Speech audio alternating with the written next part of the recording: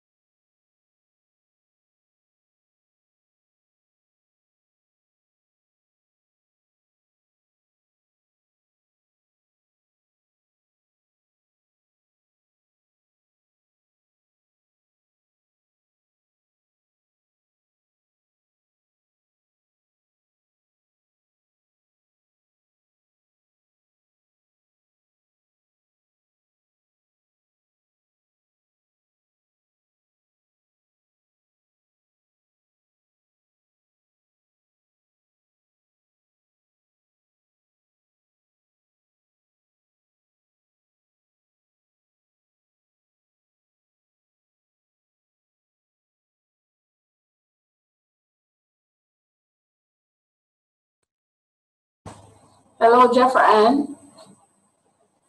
Good afternoon. How are you? I'm okay. We just have 3 students, so I'm going to wait just a little bit longer. Okay. But you're going to get the advantage. You guys who are here now are going to get the advantage. I want you to prepare a statement to give like a summary of what we have done so far. So that you can, I hope that I can set up like a structure to this so that people can see where we're going and what is the objective. So you guys can take a few minutes and, you know, everybody is going to be required to make a statement because I just don't want this to be information. I want this to be information that you see clearly where we are and hopefully we meet the objectives and the goals that we have set for this. We know what we're dealing with and that should be uppermost in our minds at this point. So I will just mute my mic for a minute and then just wait in another 5 or 10 minutes for you to make your statements. Ms. James? Dr. Nelson? Yes. That's Anya. I have a question about the assignment. Yes. Okay, so part B says, and you have to do an outline of the recommended problem-solving protocol and practical tools of intervention that can be used to support students. I'm a bit confused about the practical tools of intervention. Are we supposed to like write down the intervention that you gave for problem solving, or is this the general protocol? Problem solving, because that is a good question. So I am now very interested in hearing what you think we have done in the course so far. Right. So for this question, I started part B. because I don't know, it was pressure in my mind. So I started with part B, and I have, let me see if I get the list. I have so far, I'm just getting the list for you. Okay, for the problem solving protocols, I'll just say the outlines I have. I have to know the traits of the students, analyze the root causes, and underneath analyze root causes, I have the 5 whys that you gave us in class. Yes. And then the third step is to set clear and measurable goals. The fourth step to decide how to monitor the students' progress. And the last goal is to compose intervention options. Now, the only intervention options that we have done so far was with problem planning and problem solving. So we haven't done any in memory. Well, yeah, we did memory as well, sorry. But we haven't done any in the other sub-skills. So I don't, when you said practical tools of intervention, is that a general thing, or do you want the tools for intervention for every sub-skill? The tools that, yes, the tools that we have discussed in class. But I mean, hold that thought, because that has to be developed in our dialogue as to what people see or understand by what we are doing, because it, admittedly, it's a little bit different perspective, because when we talk about problem solving, the focus is not the teacher. You see what I'm saying? The focus is not the teacher in this part of it. Today we are going to look at problem solving, where the focus is the student. And then afterwards we look at the IT parts of what we are going to do. I know that we have time to do that. So just formulate in your mind what you think we have done so far, so we can clear up any kind of misconceptions, or we can look at the whole presentation that we have done so far as a group, so everybody can benefit from it. Oh, well, it seems like I have totally misunderstood that question. I thought this was the protocol that you gave us in the handout.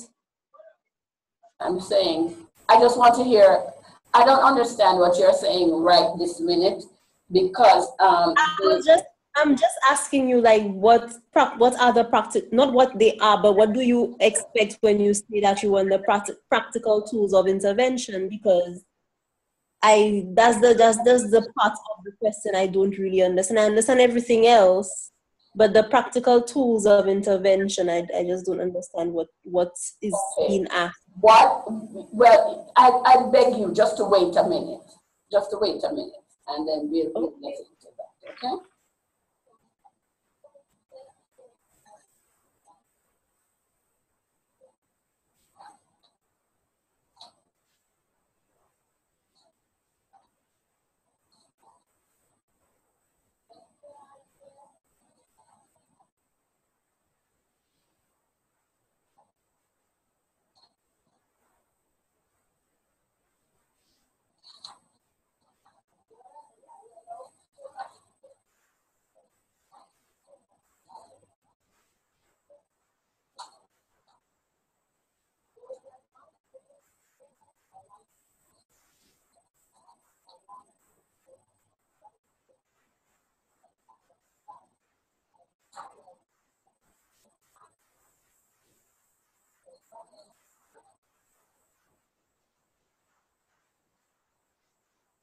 If she had put the energy into doing something.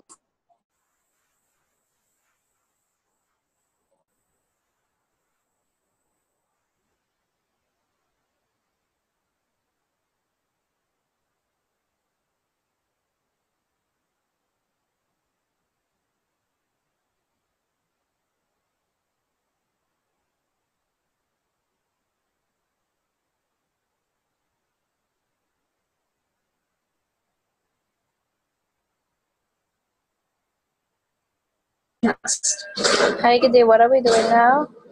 From a woman who sees him Today. as a piggy bank.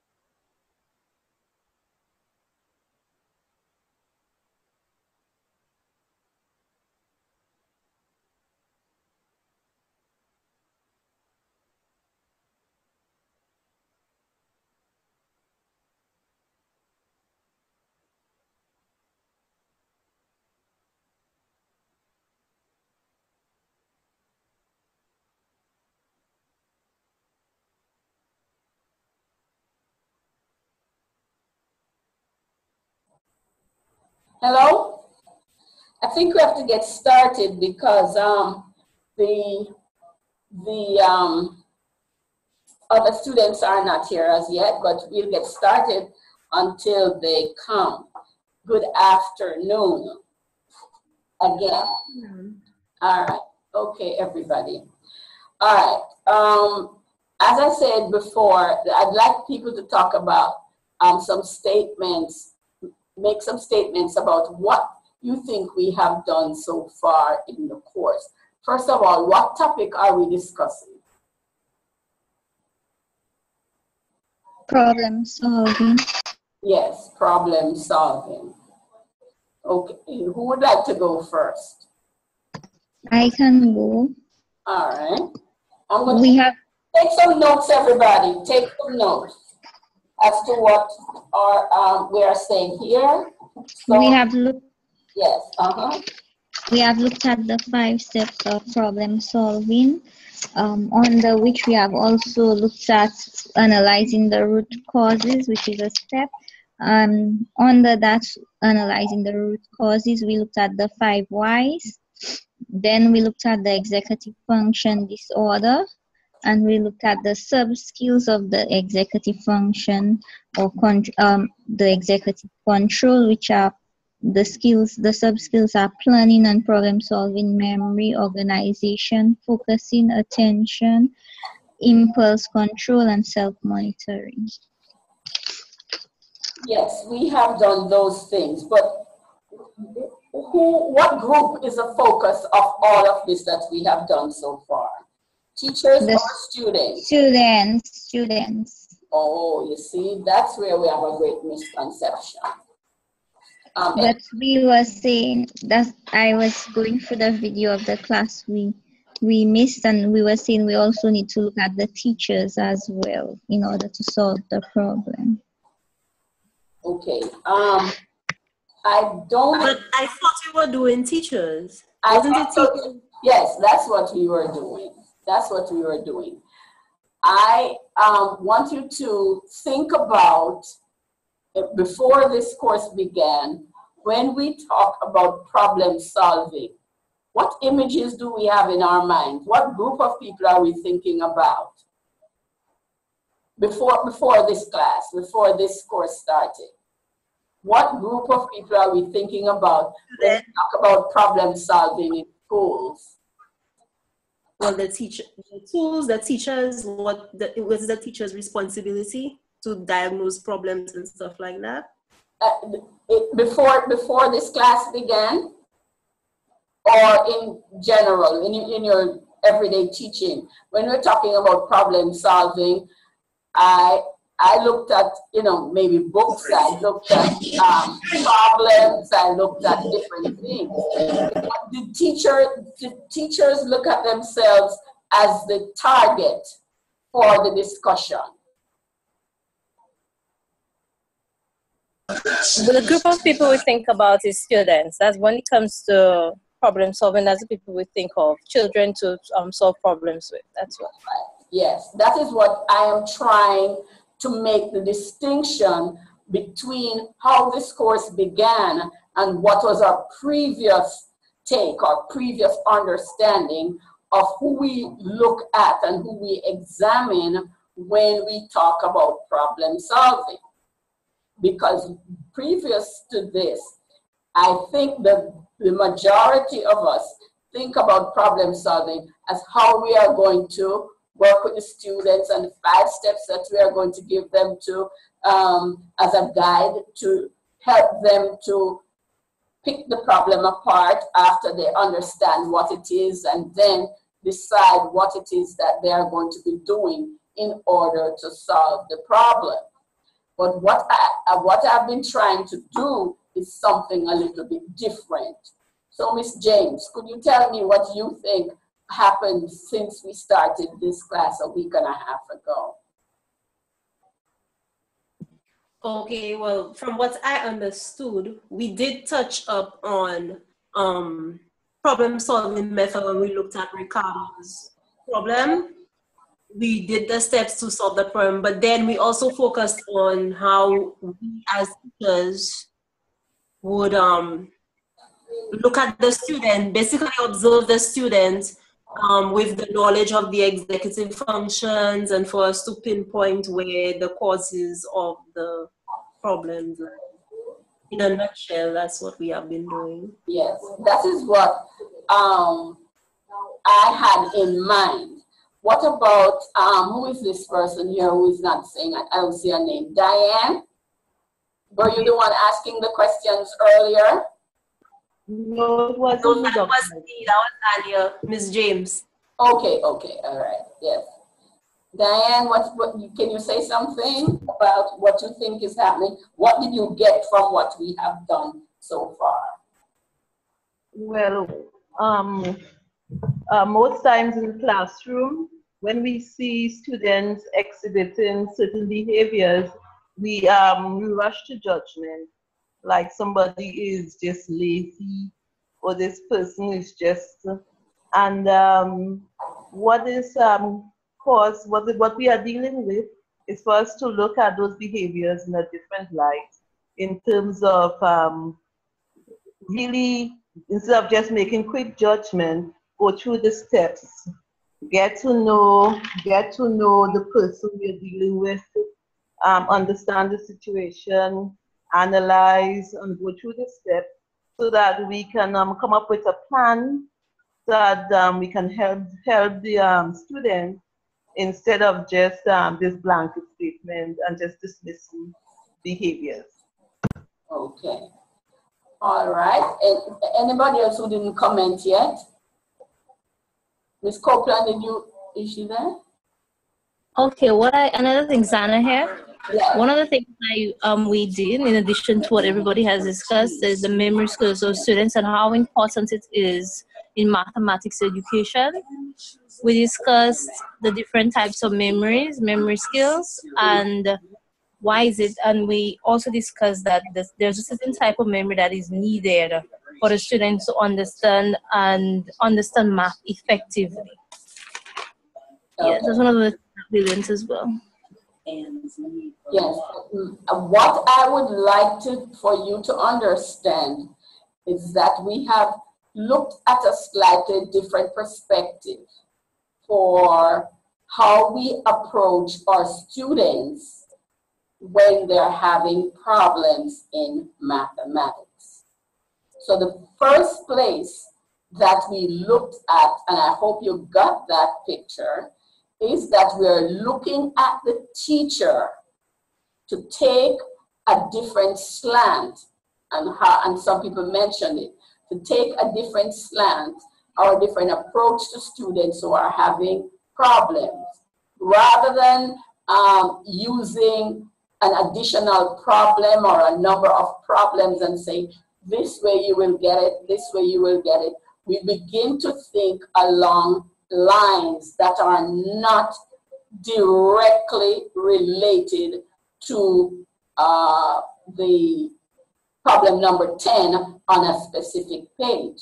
What we are trying to do here is to see that our responsibility as teachers, and some people have mentioned it, I think it was Diane, where we have a responsibility to look at other functions going on in the student's mind and asking ourselves a different set of questions, like the 5 whys.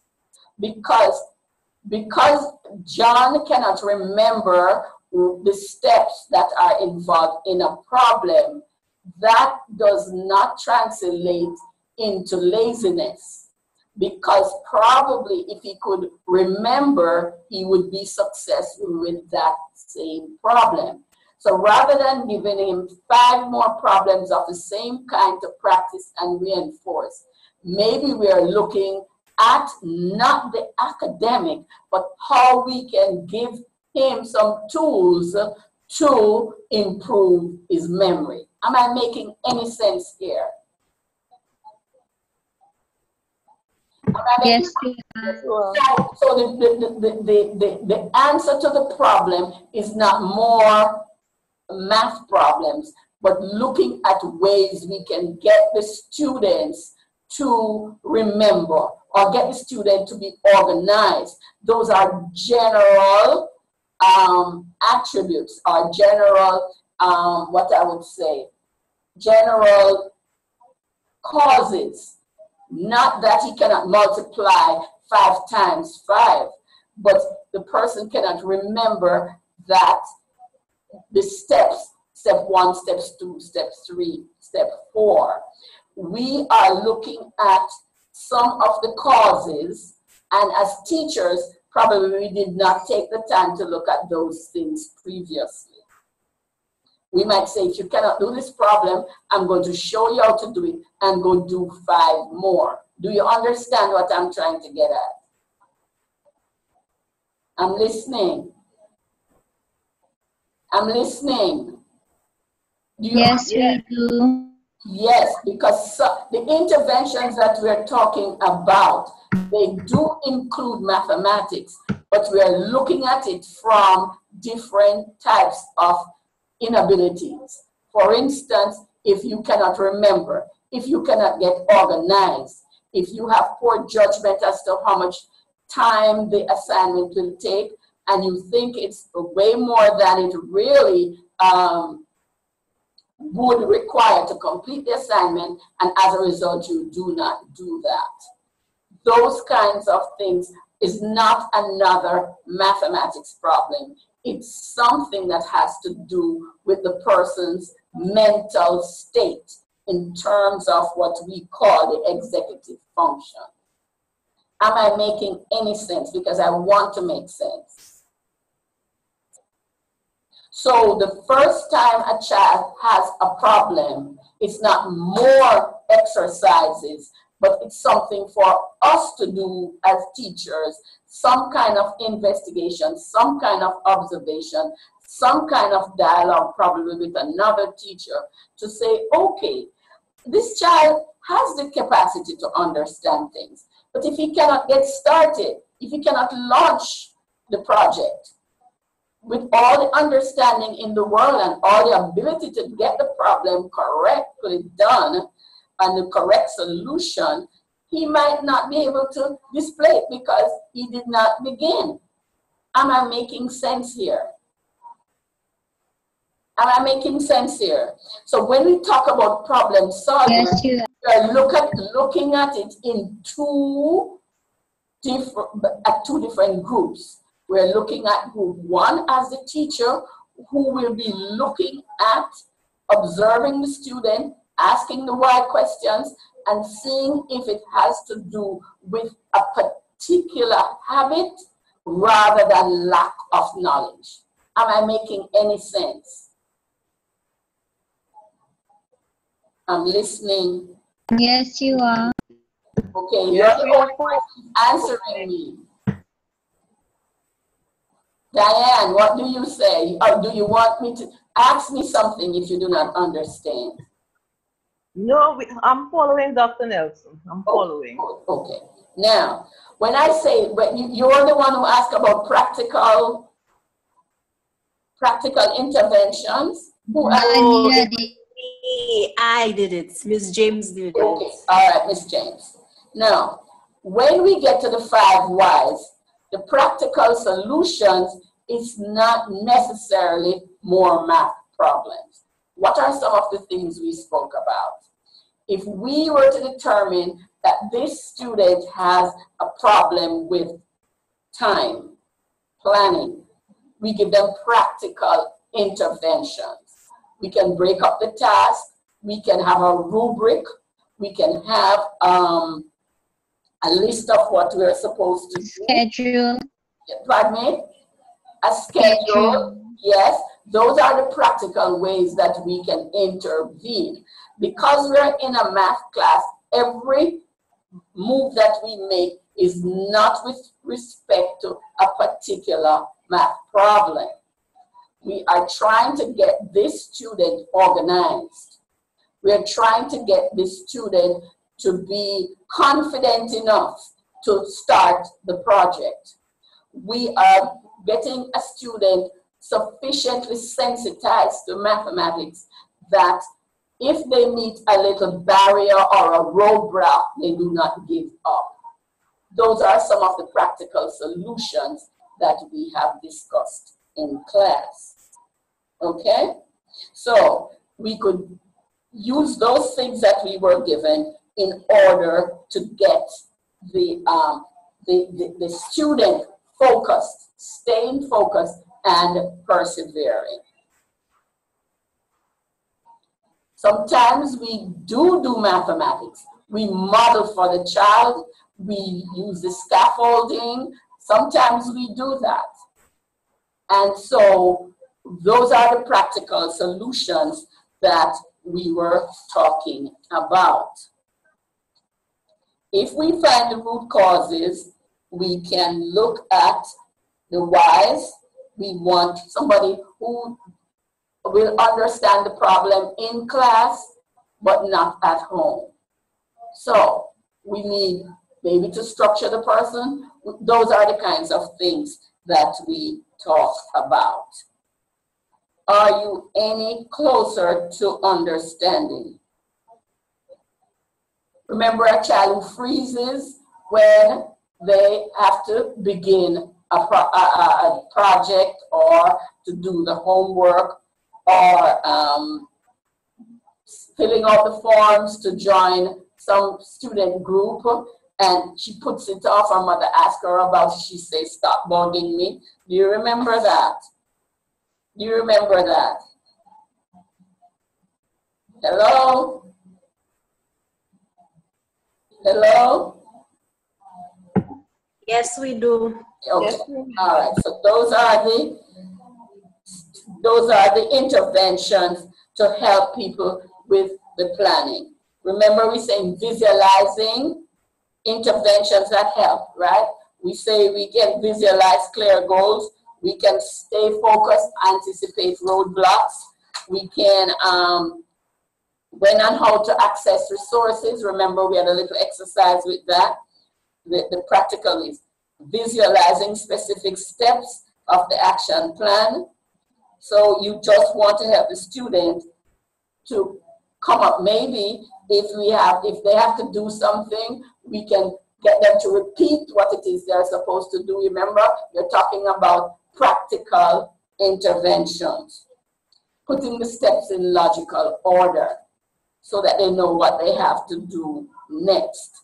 How much material you will need, how do you think the steps, how many steps you think it will take, how long, in what order will you do these things? Those are practical ways that we have discussed. Accurately estimating time, and I gave you a little way to give somebody a problem or give the class a problem and time it. Oh, that took us 3 minutes. If I give you 4 of those problems to take, max time you should take would be 15 minutes. And we can discuss that and bring it to the child's mind. That's not a mathematics fact, but it's a helper to get you to the facts of the problem in which you're assigned. Do we see the difference, class? Yes, we do. All right. You can build self-monitoring skills, and we know about that. We can say that you can have a portfolio. It's something practical. It's something you can discuss. You can look at successes. You can, whether he has done this part of it, the next part of it, and so you can help the child to accurately gauge what has been done and what needs to be done. That is not another math problem. And the whole idea of looking at a child from the point of view of the maturity of their executive functions is what the teacher is called upon to do. We're also called upon to make an observation of the student. We are also called upon to speak to other teachers who has that student in their classes for some other topic than mathematics, because sometimes we get pointers from those persons. We call them coaches in this book, but generally is to speak to somebody else to see. So, as I said before, we are looking at it on a slightly different slant. Because generally in problem solving, we go in with our five steps or our 4 steps, and we pound it and we pound it and we pound it and we pound it. But the child or children doesn't have the executive function sufficiently matured to just think of another problem and another problem. They have a better or more fundamental underlying cause. They cannot concentrate very long. They do not encode. They do not retrieve and select and retrieve from their memory the skills or the formula or the whatever. So to get those things to a level that is appropriate, that they can use them effectively, we have to be looking at their executive functions and how they behave in class. So at the start of the problem solving argument, it doesn't focus on the students as much as what the teacher has to do. Did I help anybody to get this clearer in their minds? Yes, it's clearer. Yeah, okay. So we have the 5 steps of the problem solving, and we know those. We have to know our student, analyze root causes. That is just what I was talking about a while ago. Set clear and measurable goal. If this child does not do homework at all, probably clear and measurable goal would be for the child to do at least 2 homeworks per week. Then after that, he said, oh, you see, you're successful in doing this. Probably you could do 3 homeworks. And you look at as this goes by. Sometimes you can have a homework chart for everybody on the wall. What I used to do is just put little smiley faces in the little boxes, you know, for the different days. And if you do your homework, at a glance you can see. And that child would be able to see some progress. Set a clear and measurable goal. Then you have students who are self-regulating and they don't need that, but at least their record would also be on display to see how many of these homeworks they have completed. Some people are going to be there with all smiley faces every day of the week. Select an action plan from a list of options. Remember, Ms. James, we spoke about scaffolding, right? We spoke about what else? Which is the gradual release of responsibility from the teacher, right? Then we have a think aloud process where the child is thinking and verbalizing so you can see where they're going. These are the kinds of interventions that we spoke about.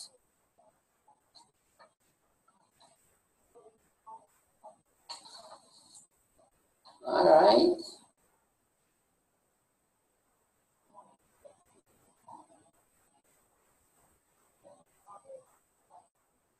So, do you believe that some of these interventions that we have highlighted are also applicable to other areas of study for the student who has these kinds of issues? Yes, I think it could be used in other areas as well.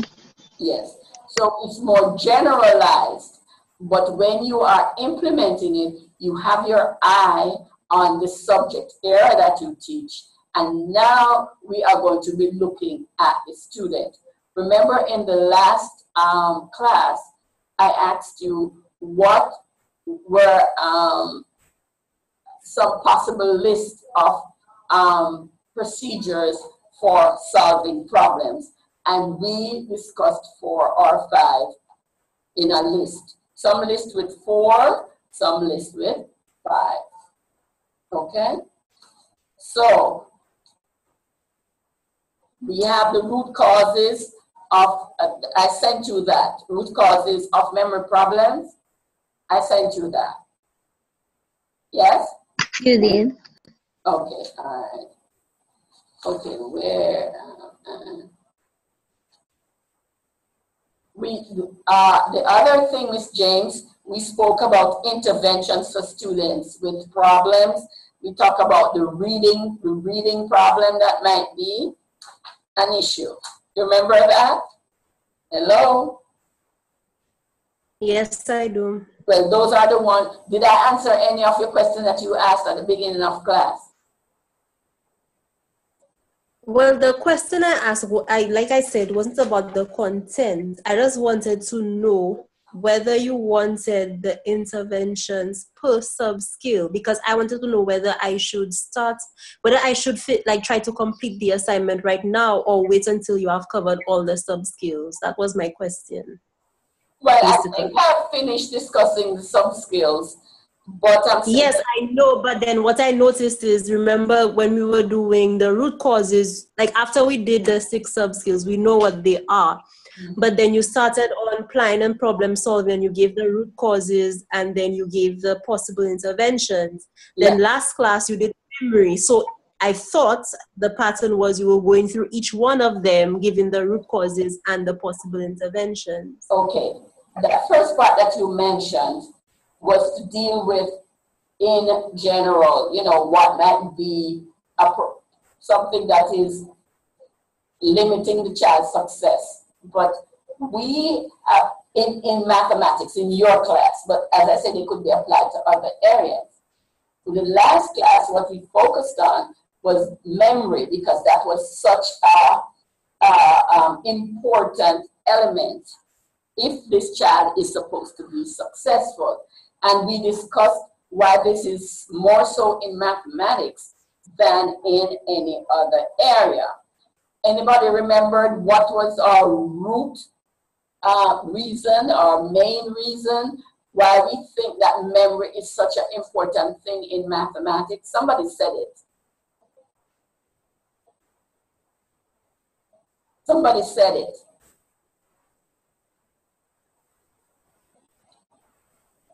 Should I tell you what you said? Should I tell you what you said? Hello? What did we say was the main reason why memory is so important in mathematics? Because we always use the math we learn, even from kindergarten, we always use the math we learn. Very good. So we have to keep on remembering what we learned before, because math is continuous. That's correct. That's correct. Excellent. More so than any other subject area, because everything that we ever said is linked. And you remember I gave you a chart where we wrote how we learned mathematics.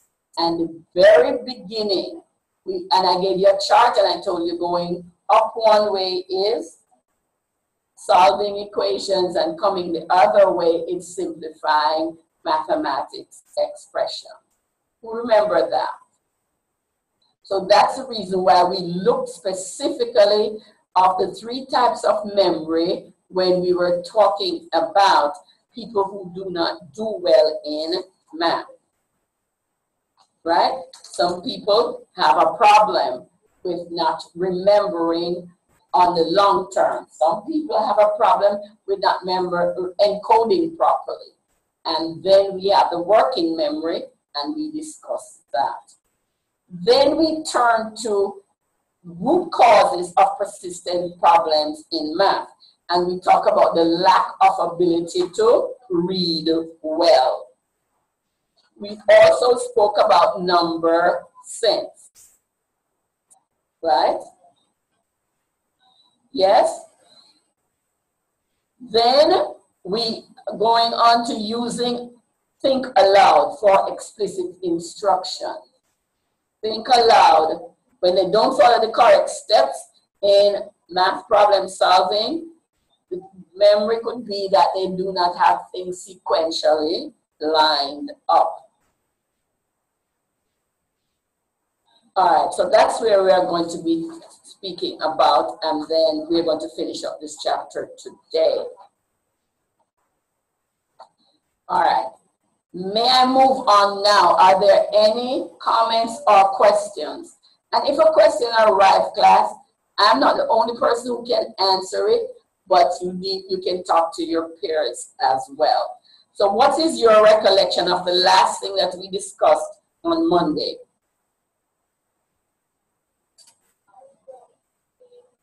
Where did your notes stop? Well, I have up to, well, we did root causes and in math in particular, and we're talking about reading the text. Yes. And to associate difficult concepts with visualization and using manipulatives. Right. And drill practice. Yes. Remember that we look at the students who have the reading in math, sometimes problems reading, period, and consequently reading math problems with understanding. So they have to talk about the vocabulary words, and we talk about the vocabulary words that mean different things in math versus in the general population. Did we do that? Did we do that? Yes, we did. Okay, all right. Students reread. They're supposed to reread and underline important things. They have to ask students to define vocabulary, and it's our job to define the vocabulary because the definition is different from what it is in the regular population. All right, we spoke about number sense, didn't we? Yes, we did. Yeah, we spoke about number sense. All right, we also need another way we can help our students is to help them to see their progress differently, that there is always hope. Like a child will get feedback from the teacher with a tick and a date. That is not what we want. We want corrective feedback. Learn that vocabulary. Corrective feedback.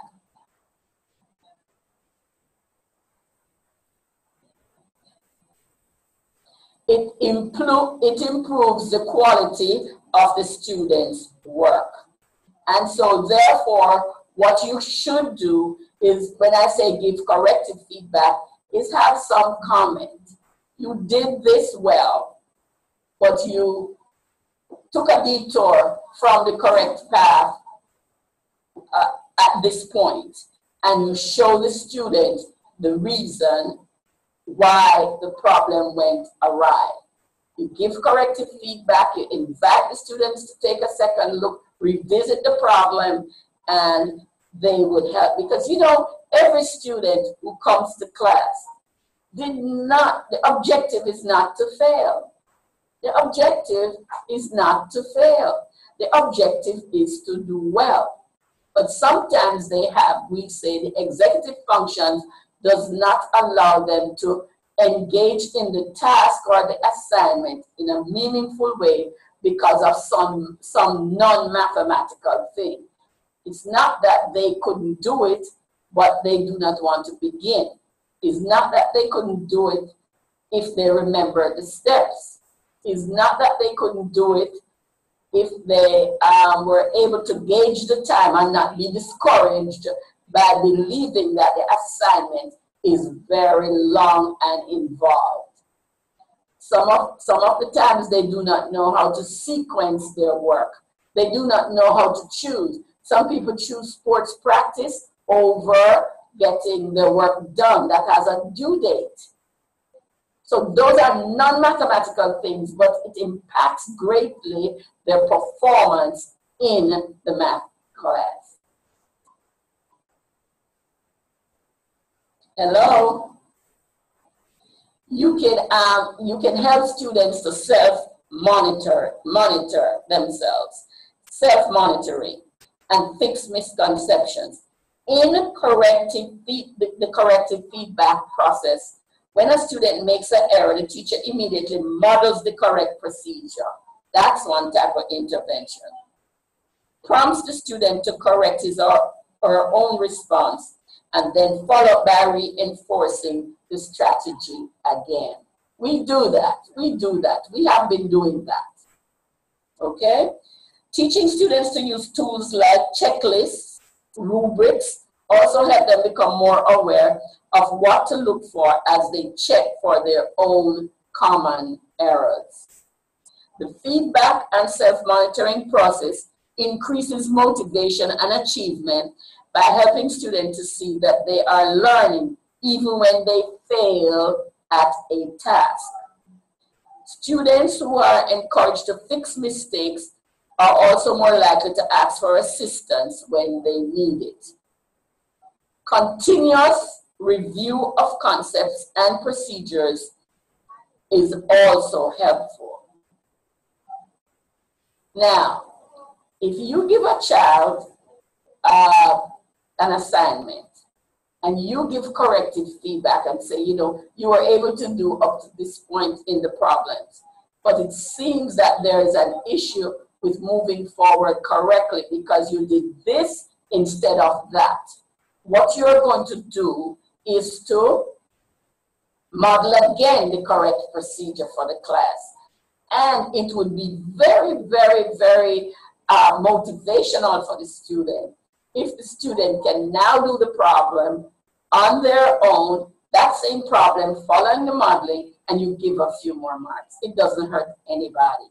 As a matter of fact, it's very helpful because most of us are addicted to numbers in terms of gauging how we make progress or when we are making progress. Parents certainly relate to numbers on a paper. If you say well done on an assignment that you're returning to the student, maybe parents doesn't know to translate well done. If you say you're improving, from where? From a D to a C or from a C to a B? We don't know. So most of parents and anybody else want to see a number. So if the students could get a few additional points for the fact that you had to go and revisit the assignment, that could be a motivator. Did I make sense there? That is corrective feedback. Corrective feedback. You know, what did I do at the beginning of class today? I asked my students, you guys, to tell me what your take is on what we have done so far. So To reflect. To reflect, okay. So we have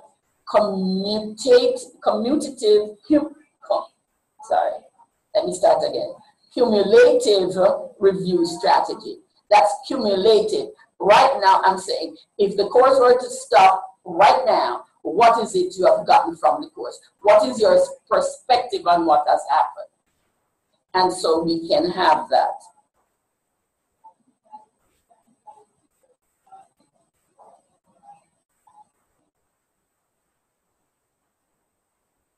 So let us look at what is cumulative review strategies. The first bullet is short daily cumulative reviews that combines mastered skill and just a new skill to help the students to reduce the frustration of remembering. So we're tacking on to something. Remember, I described classes that discuss topics and teach new skills. The skill that you learn today become a tool to learn a new skill tomorrow. Once the child has this, or this class has the skills to do X, you attack something else. Remember, I used the example with area and volume. It's not a new skill from the very beginning. Volume is a new topic, but the child or the class came in with 2/3 of the story. Just one little piece more, and it gets you from area to volume. Once a child has got the skills in area, we just exercise one more thing. So it helps with the memory problem. And the child is now practicing retrieval because he has to retrieve what it is that gives us the correct procedure for finding area. Okay? If you have a child where you're going to be using flashcards for either computation or for definition, if you know the student is able to define a triangle and the student is able to define an isosceles triangle and give me another one, a scalene triangle, probably today when you're giving the flashcards, you could include those because it's a feeling of success. They can pat themselves on the back. Do we understand what I'm saying? Rather than give 3 new types of triangles, like we name triangles by angles and we name triangles by sides. If the student already knows 2 definitions about triangles named by sides, like equilateral and scalene, the next day you're giving out additional information on flashcards or questioning, you include those in your list of questions. Do I make sense? Do you understand what I'm saying? Yes. Do not give 3 new definitions that day because the child might become stymied and discouraged. So you give something that they know and tack on a little thing, like the 3rd triangle named by sides, which is isosceles. Does that make sense to you? Hello? Yes, it does. All right, only one person answering. So if I were to give the side of the triangle, right?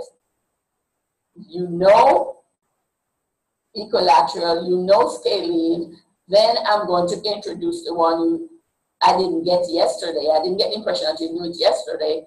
I could introduce the isosceles triangle, and I would say, the student say, I know 2 out of 3.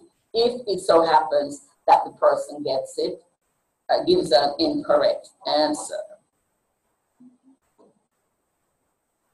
Now, the challenge then is to be very, very conscious in your planning. And I'm going to say that over and over again as a refrain, because you're thinking about the child who has the memory problem. We see it every day of our lives. Children sit in classes 180 days per year for 6 years and has not mastered their multiplication table. Do you see that when we look at it in the big picture, it's really something that we have to have some intervention. We have to get our students to know their timetables. 180 days times 6. Let me see. Let us round it off to 200 days per year. For 6 years, how many days they're going to school in 6 years, roughly speaking? If it's 2 times 6, it's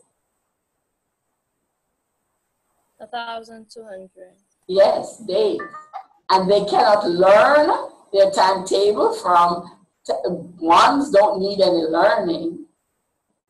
Tens don't need any learning, right?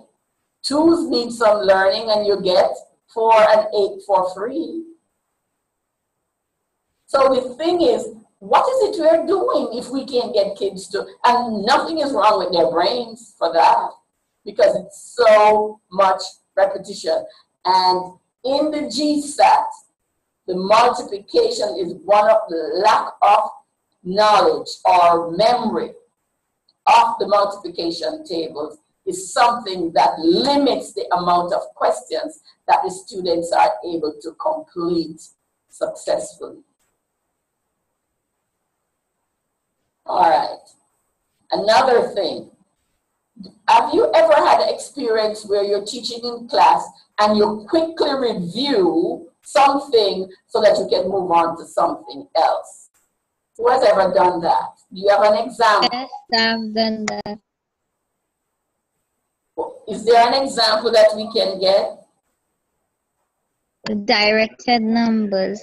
Just before I start algebra, Mm-hmm. I quickly review the rules that I taught them so that I could teach them. If it's just basic algebra, like substitution of a value for a symbol, then I quickly review. I tell them if you have a negative and a positive, and you adding or subtracting, or how do you get the answer? I go over the rules that I taught them earlier, well, in a previous class, about how to add and subtract directed numbers, how to multiply and divide directed. And you remember Monday, we had a class where we are talking about good things happen to good people, and we think the word good is positive, Yes. and the word negative is bad, right?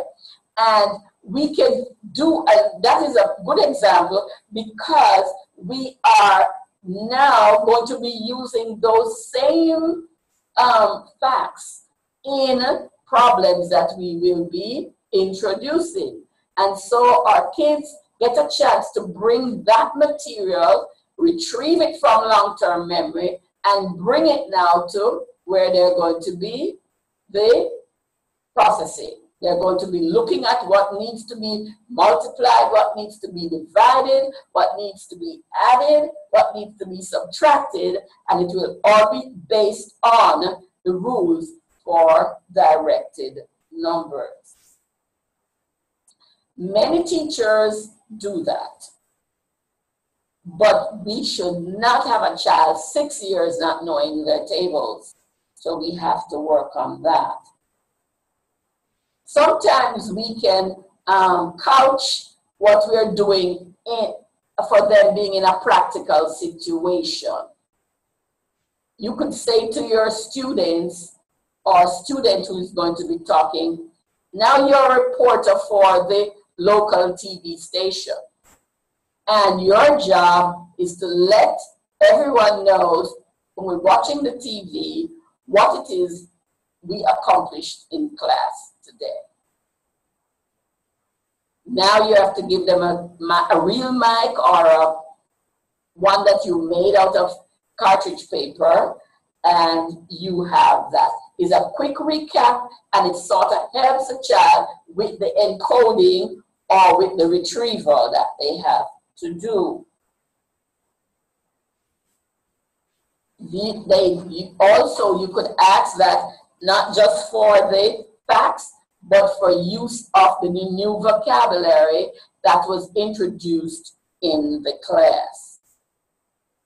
There are students who are not going to start to think about the class until you're given your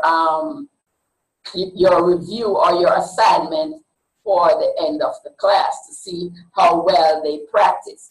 So if you have that little review session, what did we do today? We did this, and we did this, and we did this, and we did this. Now I'm going to give you something to do on your own. It's helpful because at least now the child has a body of knowledge that was reviewed at their disposal in order to do the problem. All right? We said drill and practice is very good for students, all right? And we look at the same things that we looked at earlier. For generally, we looked at the 5 problem-solving steps that we, 5-step problem solving, where we look at the different things, where you know the student, where you analyze root causes, where you set clear and measurable goals. We list them again on the mathematics because it is so critical. Okay? All right? And then 5, select an action plan from a list of options. Okay? Now, I'm going to come to the end of this chapter on math with large group application. We have done that already, but we are going to be looking at large group application because as teachers, we have certain students that we focus on because for one reason or the other, but it can be used in a large group. What are some of the things we discussed to have in large group application before? Hello? Hello? Can you repeat the question, Dr. Elton? We had spoken about large group application because we have a tendency in this kind of setting that where we are, where we spoke about the student, the student, the student, the student. But teachers don't have the luxury of having one child. It's not a tutorial session. We have to have a number of students in class.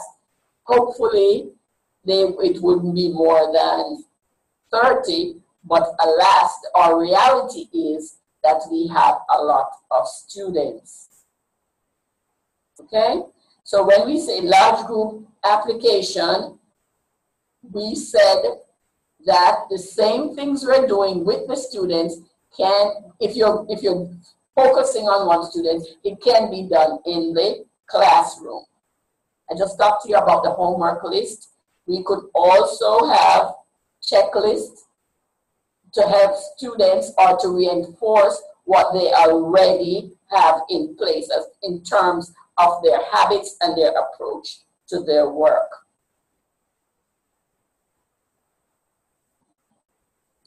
We spoke about the use of rubrics, didn't we do that? On the large group application? Did we do that? Hello?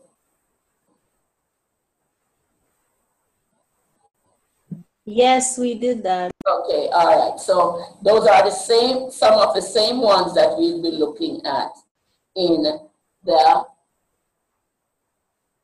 specific application to the math class.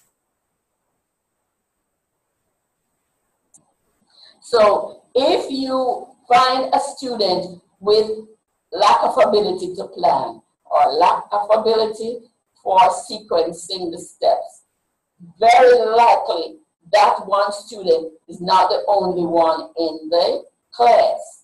And so therefore, you'll be able to use whatever intervention techniques that you are looking at for the one student. The number line walk. We could do number sense. Number sense is widely applicable and it can be done in large groups. The number line. Children can walk the number line, they can have graphs of the number line, and we do that. But we're doing it now with a purpose, okay? The situation that we have that we can label tough problems, we can go to group assignments. Same thing. Students can check their own work. As I say, if you create if you create an atmosphere in your class where everybody is allowed to make a mistake without ridicule, where nobody is called names that their mother didn't know they had, like stupid and fools and all kinds of other derogatory names, you can establish an atmosphere in your class where students can correct students' work. Has anybody ever had that experience where you can change books, but I don't know if it happens in the Caribbean because parents want to see the teacher's initial. But where I was teaching, I would have enough red pens for my students, each student to have one. And they would exchange books and they would Correct each other's books. correct each other's books. But they would be careful, because I have students ask me, Miss, she got up to here, right? Can she get partial credit? I've seen that in my class. And then what I do now is take a quick survey. Problem number 1, who got it right? From the book you're marking, you raise your hand. I'll see where the fewest hands were raised for problem number whatever it turns out to be. And then I focus on that problem. Do you understand what I just said? Definitely. Suppose we have 10 problems and they exchange books. I want to see, look at the book you are, not your book. Look at the book that you have corrected. Raise your hand if you had to give it a blank. I don't make X's, only checks. If it's a blank, raise your hand. I take a note of it, and so on and so on. And as I'm finished with that, then I see problem number 8 caused a problem, or problem number 6 caused a problem, or the most problems, because too many hands went up when I said who did not have the correct answer. And so therefore, that's my clue now to model that problem. I hope you understand what that means. Okay, now, if you have a child who is not getting started when he should get started and knows that, there's coming a time when the work is going to be corrected, then it means that probably that might be a little motivator to get started. So you can use group activity, you can use scaffolding, you can use other students, you can use rubrics, you can use a timeline. All those things are practical interventions. In summary for this chapter, which says, why do I stink at math? Students who find math difficult may also be struggling with underactive memory systems. These students tend to give up easily, refuse to use math aids, rarely participate in class, procrastinate on assignments, refer to themselves as being stupid. So I don't care. And sometimes whenever a student says, I don't care if I get it wrong, what comes to your mind? I will announce it very loudly. I don't care about this kind of work. What do you think is going on in that student's head? That he or she doesn't like that subject, or they're not interested in the subject? Well, I do not, think that is the full story. Anybody want to add to that? A child who announces, I'm not going to do this. I don't like it. I don't care if I fail. They find the subject difficult? Yes. Anybody else? They're not interested. It's like, I do it as a student. The topics I don't care if I fail or not. I'm not really interested in learning anything from the class. so the interest for the subject is not there. Okay, anybody else? Anna? Anya just spoke. Pardon me? I'm Diane. Oh, Diane, yes? Sometimes it's just pretending. I mean, we're having difficulties. Instead of saying, I really cannot cope, that nonchalance or the dismissal, you know, is like a defense mechanism. It could be that too. It could be a defense mechanism because the child feels that he's going to fail anyhow, but in his own mind, he knows that he doesn't understand probably what to do, or for some other function that the executive functions are not in place. So he decides that he's going to declare his indifference. Some people do not have an interest. I know that when we went to Howard University back in the dark ages, when I went to school, there was, people did not like to swim, although we were coming from the West Indies. And people assume that with being surrounded by water, everybody should be excellent swimmers. That was no further from the truth. It couldn't get any further from the truth because most West Jamaicans cannot swim. I don't know if that is the case in other islands. But the thing is that you declare, it's not important to learn to swim. It's not that, it's not that. But you know, a lot of people did not wake up with the idea that they're going to fail. So sometimes you do not have an interest. But even when you don't have an interest, Ms. James, sometimes you do it because it's a necessity. And sometimes people put up roadblocks and use defense mechanism, as Diane said, to explain why they're not showing proficiency in a given area. Okay? So all these things that people do, self-label with words like stupid and stuff, I don't think that is natural. So we see that what works then? If we have somebody who have a number or a few of these situations that we have described, one intervention is adjust work that is too challenging by breaking it down in manageable pieces. You don't have to give all of that, just say break it down or give it in a stepwise manner. We have to model and practice missing skills using concrete devices,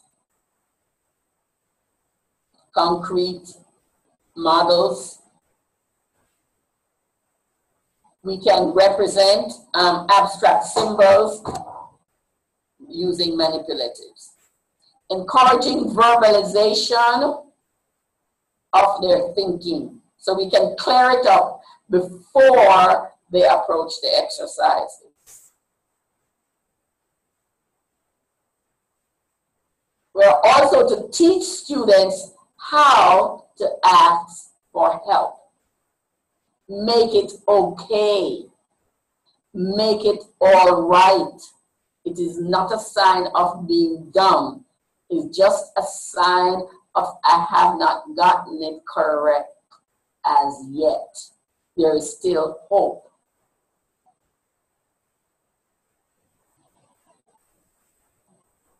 Helping our students to see that mistakes can be viewed as opportunities to learn the correct thing. So mistakes cause us to step back so that we can have a comeback successfully.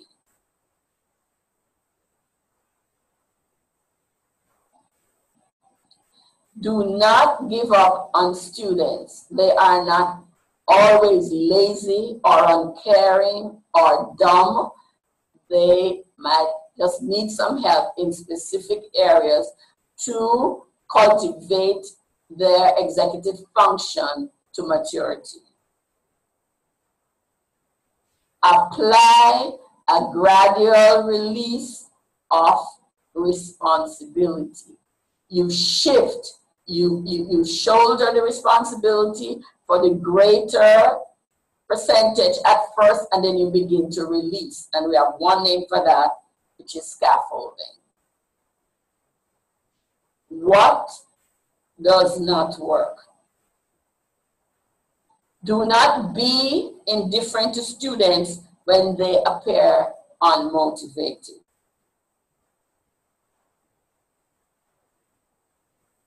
Do not go on to other aspects or components that you're going to be, other content material that you're going to be discussing, even when you are 100% sure that they don't understand the basic concept underlying what is it that you are trying to teach today.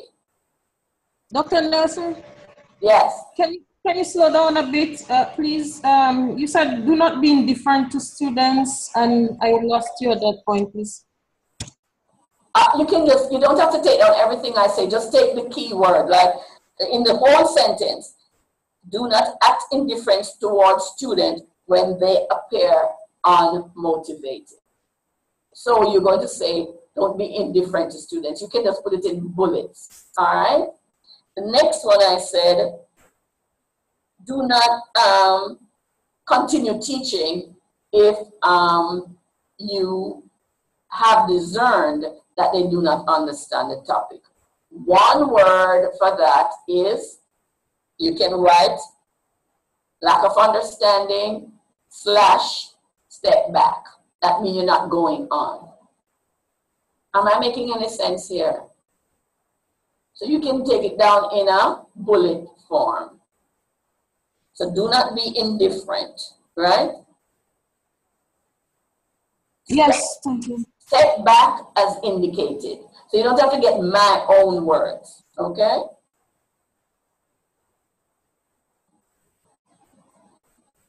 Teach in practical terms.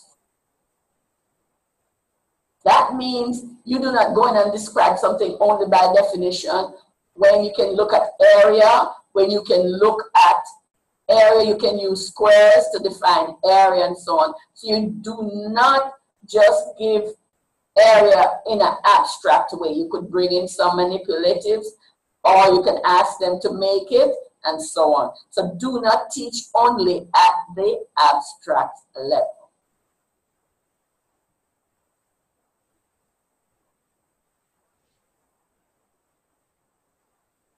You must provide guided practice. What is guided practice? What is guided practice? Provide instructions with the activities that you are giving the students. Yes, you do not leave them on their own. So every lesson that you teach, there must be opportunity for guided practice during the lesson.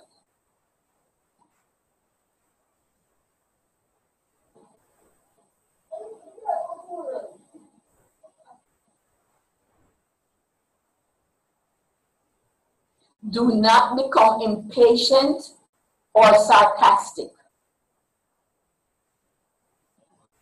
The child you think is, for want of a better word, this is an ugly word, the dumbest child in your class will know when you're being sarcastic. It rings through.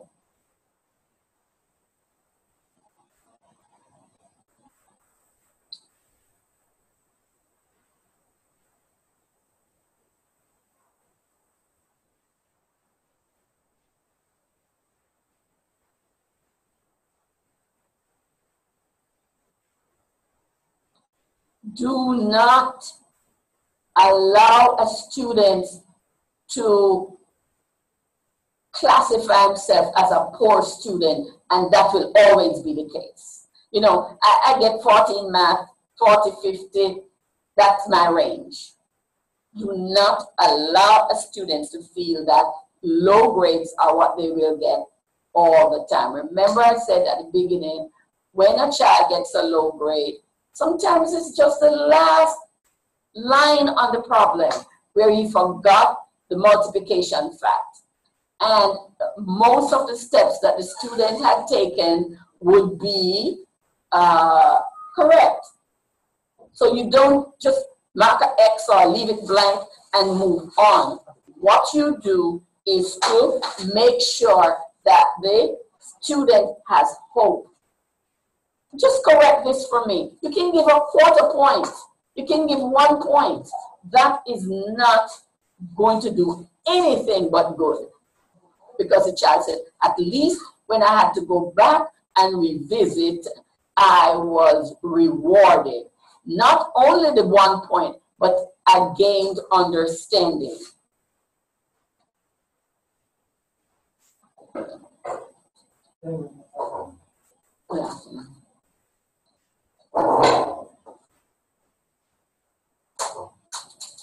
Now, we should be striking for 70 to 80% mastery in our classes, always. We should be striving for 70 to 80% mastery in our classes, always. Success, if you have success in something you do, you see the progression, you see where you were and where you are after some passage of time, it doesn't discourage you, it motivates. It motivates.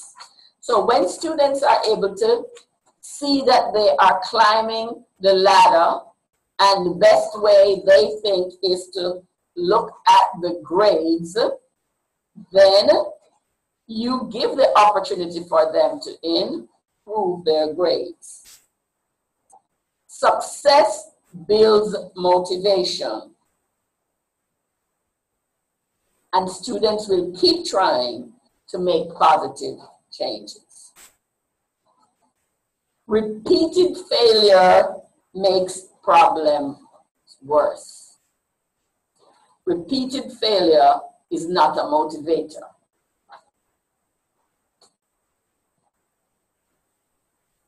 All right.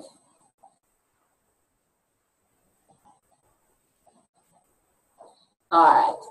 So now we are going to be looking in a problem solving for a while longer, but now we are going to be looking at that from a perspective of now we know the child, now we have made intervention, now we are teaching, now we are looking at what will help the child.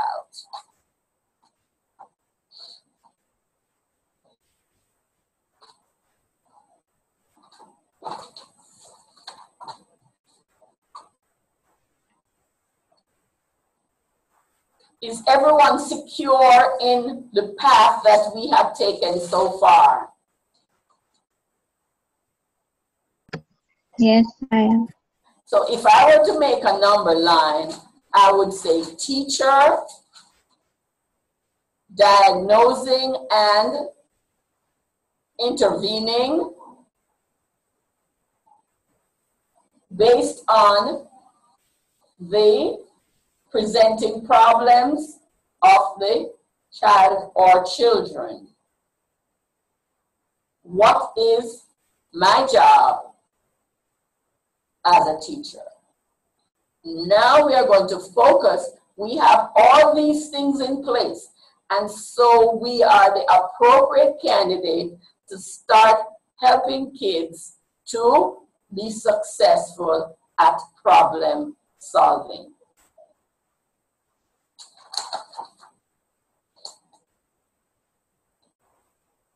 So we said teacher and teacher and teacher and teacher. We have determined what the teachers should be doing. We are going to be looking at mathematics, problem solving, and investigation. That's a big topic. Mathematics, problem solving, and investigation.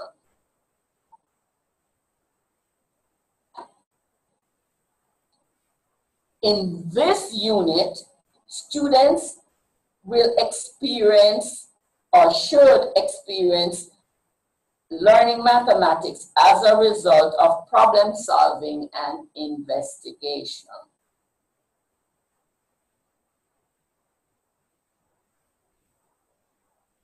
We'll be looking and giving examples on how to communicate mathematically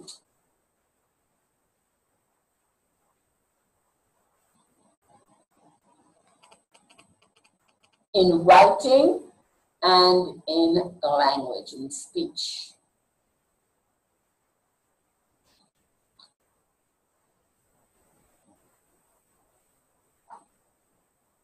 So we're going to teach students problem-solving skills. Explore what is a mathematical investigation. And we are going to teach them the vocabulary. We are going to use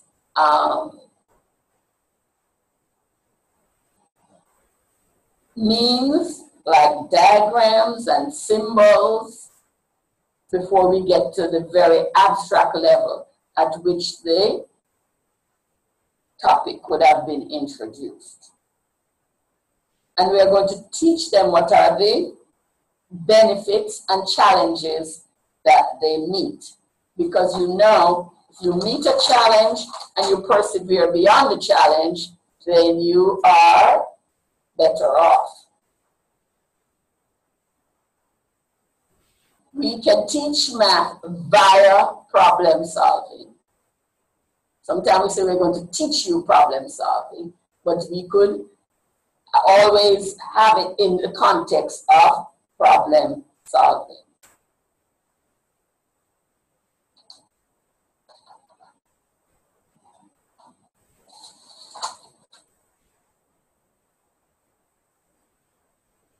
Teaching mathematics as a process is the role of problem solving. Problem solving allows students to see the value of mathematics, the logic and the beauty of the system.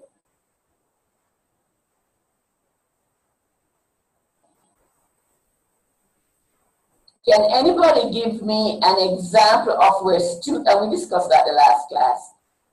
Can anybody give me an example of where a student during the course of school years or beyond, where they could see the value of mathematics? Do you have an example outside of teaching the rules and the algorithms and the formulas and rehearsing the tables and all of that? Can you give an example of where you have used mathematics in your life in a practical manner outside of the classroom? Shopping. When you're shopping. Oh, yes, but that is broad. When you're calculating the amount of change that you're receiving from the amount of money that you give to the cashier. Yeah, that's one. Anybody else? Hello? When planning for a party also, you have to cater for a certain number of persons.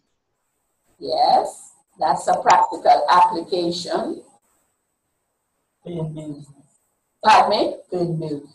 Paying bills?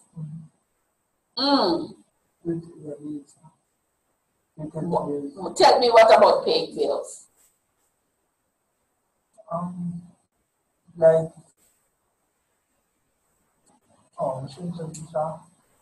calculating amount of, no, she said paying bills. I was going to you know, this class is in the Caribbean. Cooking.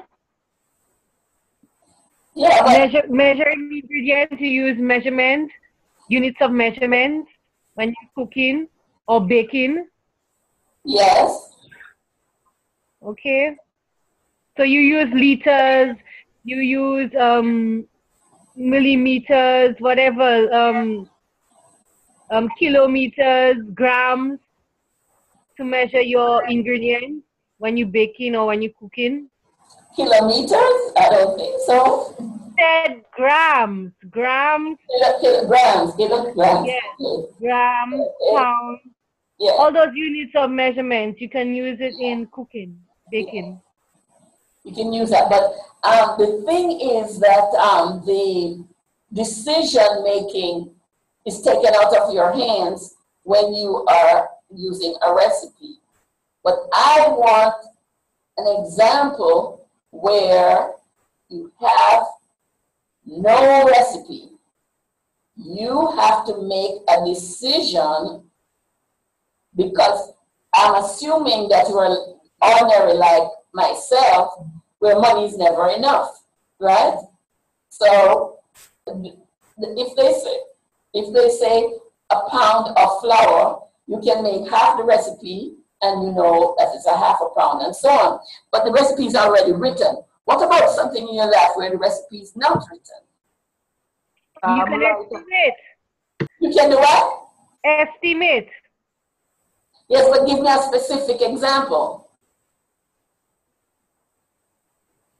You're an adult with adult responsibilities, and you are using your math to benefit you in your decision making. You have to make a choice as to buying an item. Let's say you have $500, but you go into the store and you saw something, let's say you really wanted, but there's this one thing that you need and you have the $500 for that particular thing. Then you have to choose whether to buy that thing that you really want as opposed to that thing that you need. Yes. That's one time. Does that have any executive functions applied to it? Yes, decision making. Yes, you have to make a decision, right? So the thing is that some people believe that they cannot save out of this little itsy bitsy salary that I have. Is that ever true? Yes, yes. Is that ever true that you cannot save? No. It's not true. It's not true. You must be able to save, right? It can be 1 cent, but you should be able to save some. Yeah. You agree totally. Pardon me? I do agree. Yes, because savings, people always say it is for a rainy day. It is for a rainy day. And so you have to decide that is delayed gratification, isn't it? Because when you save, you get not much interest, but somehow it grows. Somehow it grows. I spend the most part of my life in Washington, D.C. And Washington, D.C. is not a state. It's a district. And so when Congress are passing laws, they're talking about states. They have to make special provision for the teachers in the District of Columbia to get into a kind of 401 kind of plan. That was typical for the states. But somebody said, but DC is left out. So we had to have a special act of Congress to get to do this. And a lot of teachers said, the salary is too small, we cannot save. And there was a man who was in the insurance business and, those kind of investment things.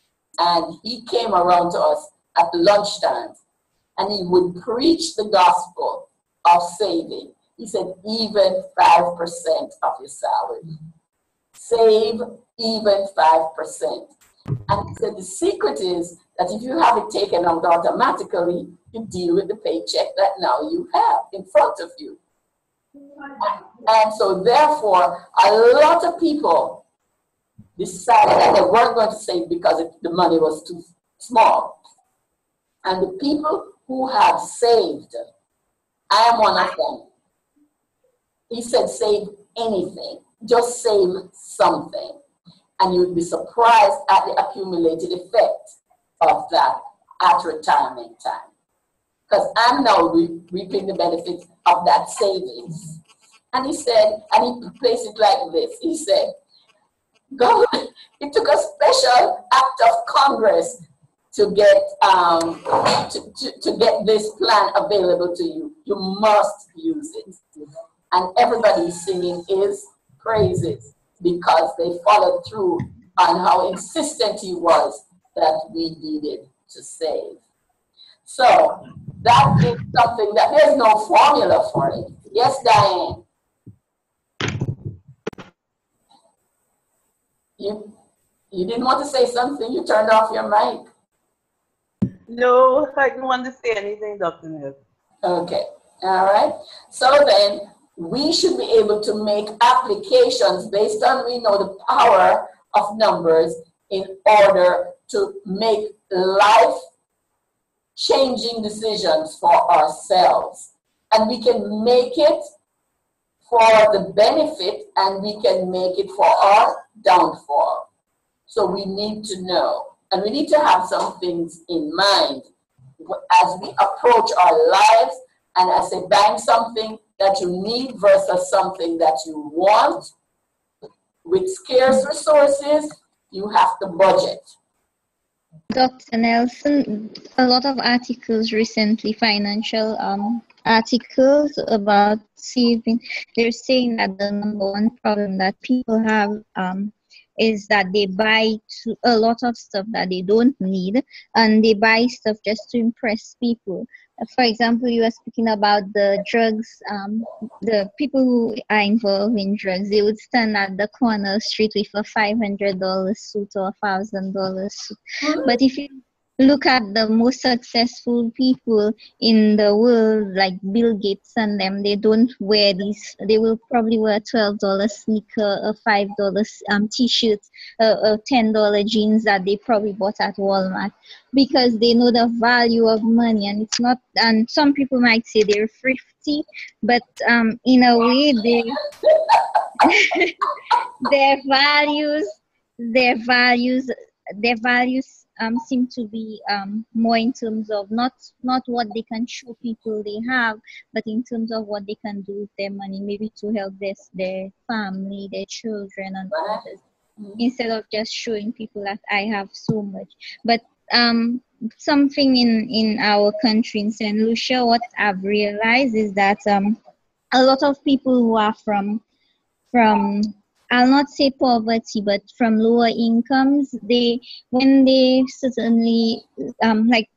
get a job, a good paying job, they want to show everybody else that they're in the top rank. So they will go around buying the fanciest clothes and the fanciest cars and try to build the biggest houses. They don't care if they don't have food to eat and stuff like that, but they will go around doing these things just to make people believe that they have it all now, that so people will not look at them as being part of the lower income. That's true. That's true. A lot of times people buy things. There was a commercial that this man had what you think is evidence that you have arrived. You know, you have your house, you have your car, you have a boat, you take many vacations, and he lists all the things he has, and he's in debt up to his neck, he says, because he uses the credit cards and he uses in America sometimes they write to you and invite you to take out credit cards, and some people have 3 or 4 or 5 of them up to the max, and when they get their salary at the end of the 2 weeks or at the end of the month, they do not have 1 penny in there that they can say is disposable income, because they have to attend to all these credit cards. And what they have gotten is not necessary. It's not necessary to have a boat, right? If you want a boat ride and they give boat rides around the island or in a certain place to see different things, you take your family that you don't have to have a boat. Because with a boat, you have to have somebody to clean it. You have to have the maintenance. You can't have a boat and people come on your boat and you can't even offer them a little soda or something, right?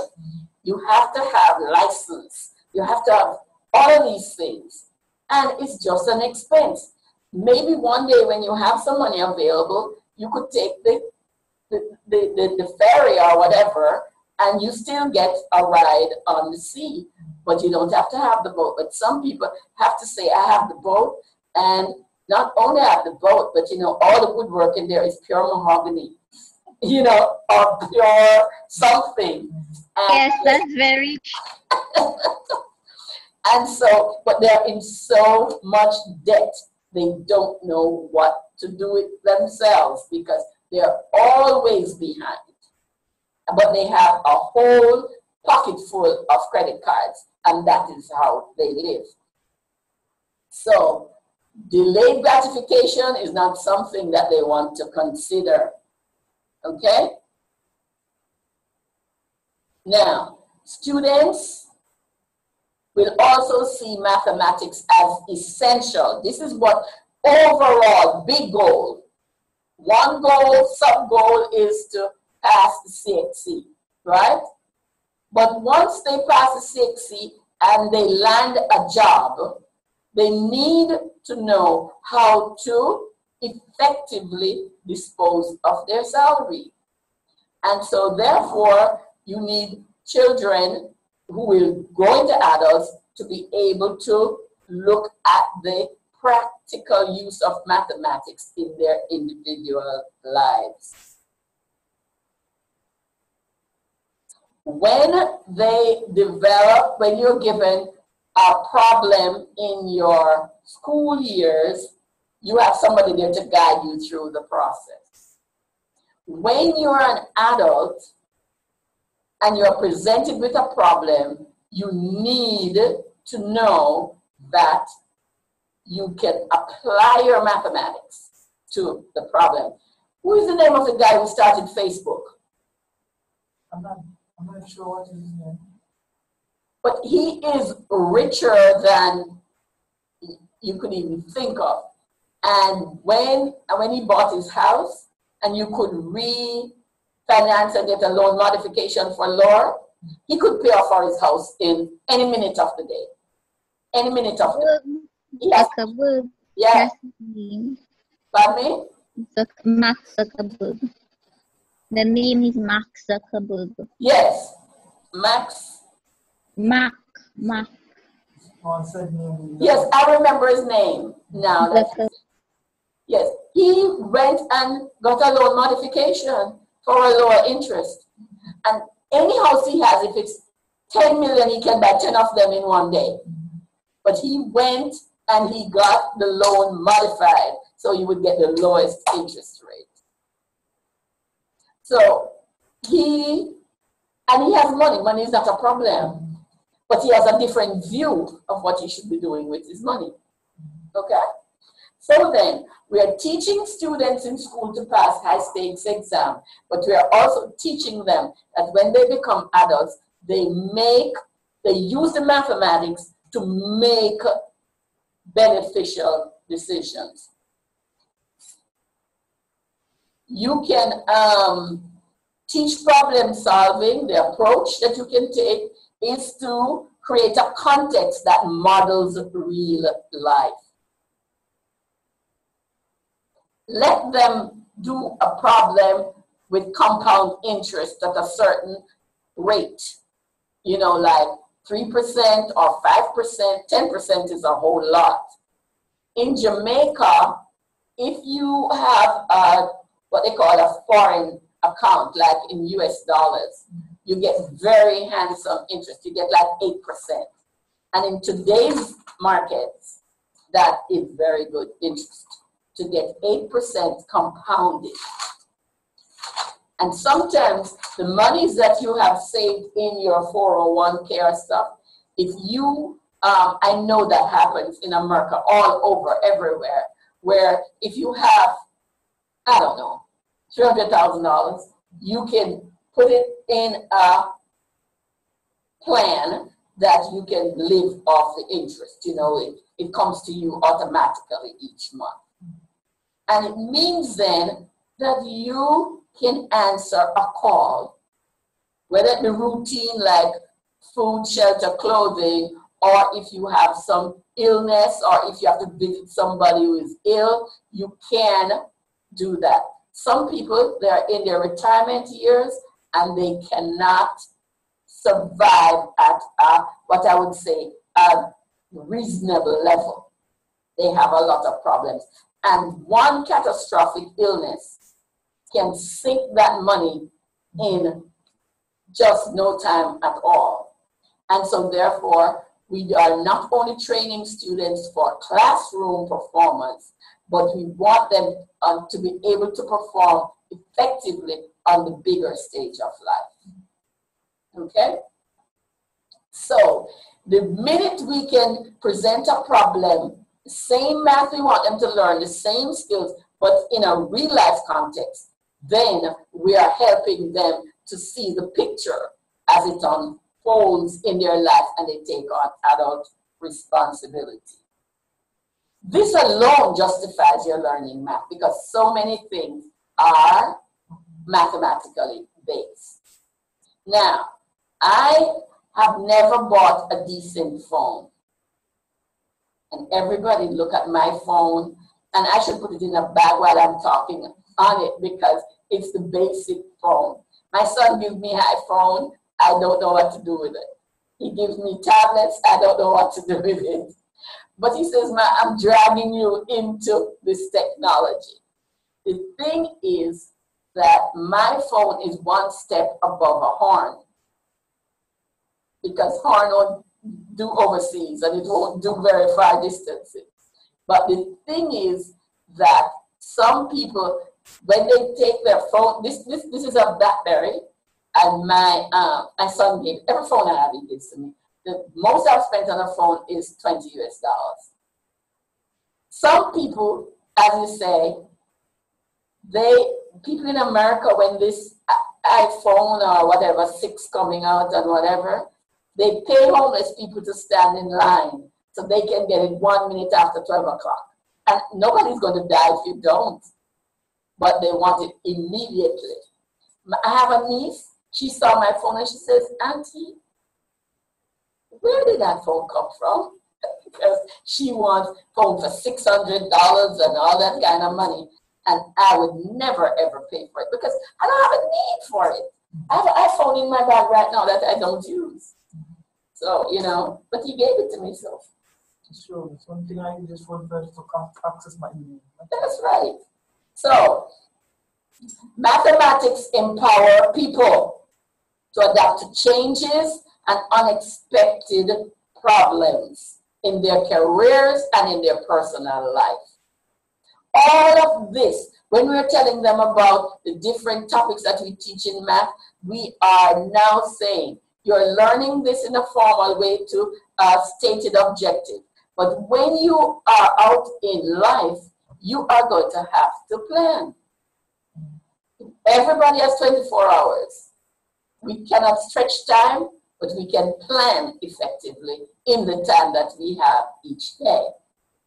The power of mathematics is evident in context where it has real life application, and that could be a motivator. If I have to build something or get a new appliance or something of that nature, I need to prioritize. I need to make a list, and I need to let the most important one float to the top.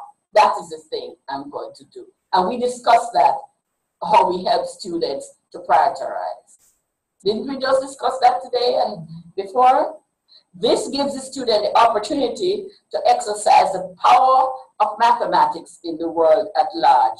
They see problem solving as a vehicle to construct, to refine, and to evaluate. And so much problem solving must be done. There is a place in Maryland, which is the adjoining state to Washington, D.C., where there's a lot of foreigners, you know, Hispanics and everybody else, and they cross the street at any point, and they were getting killed.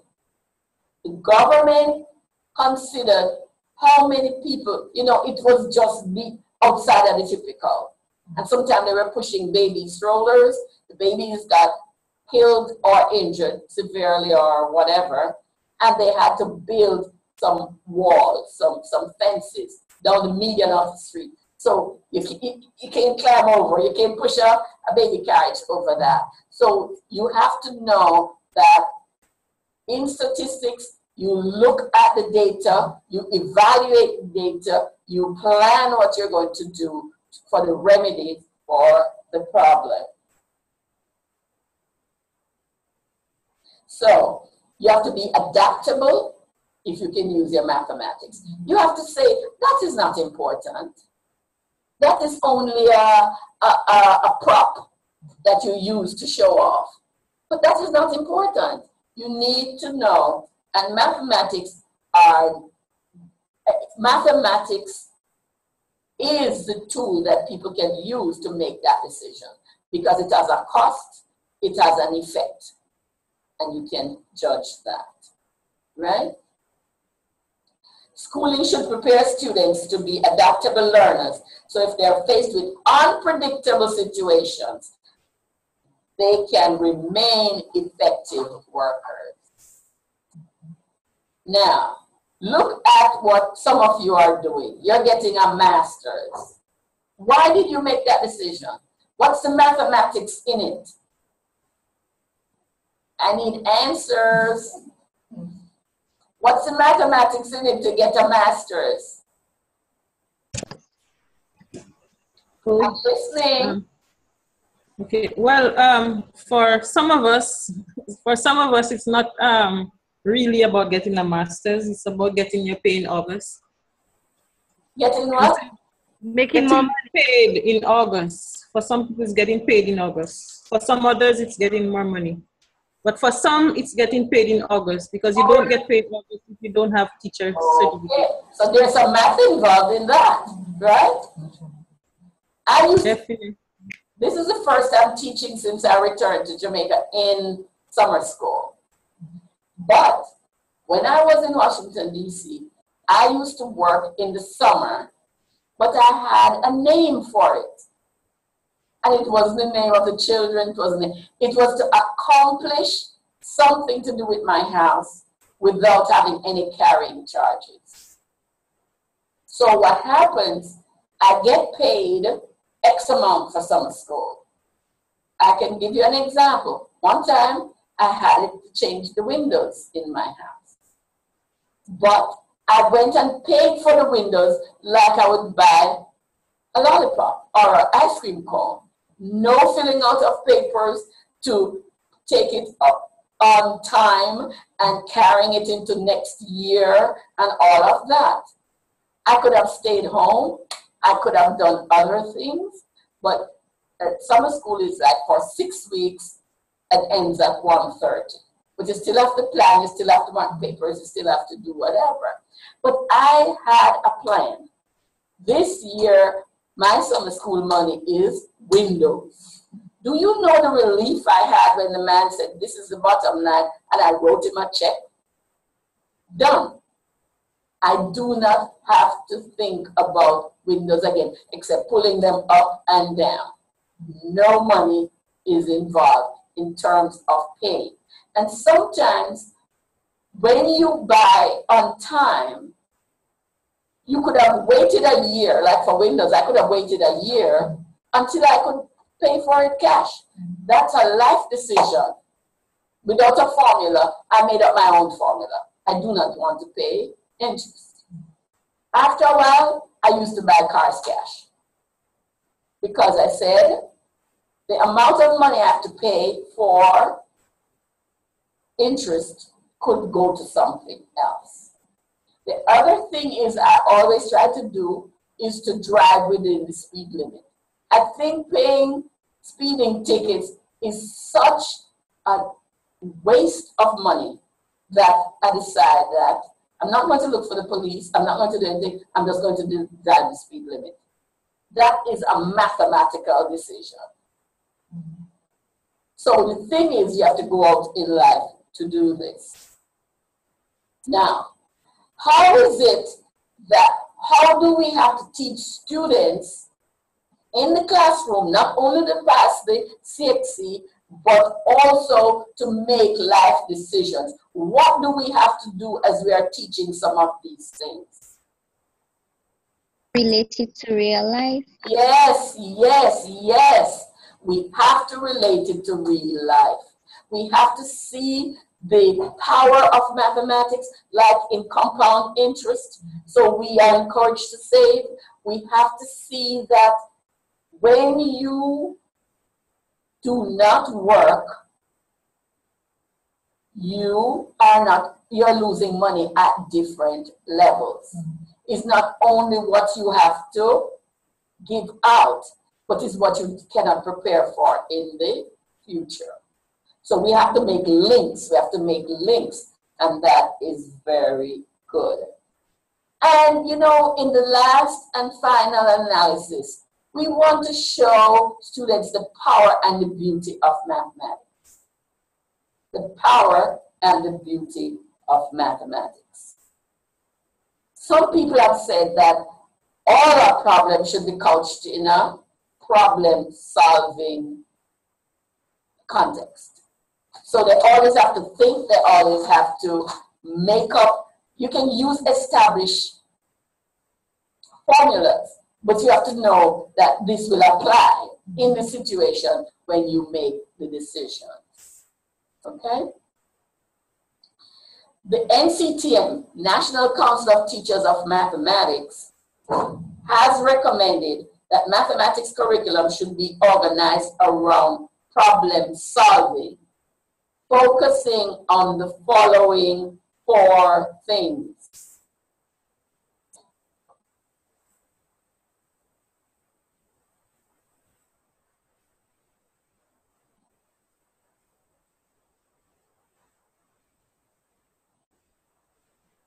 We want our kids to develop skills and abilities and apply these skills in any setting. So they must know what is appropriate for what.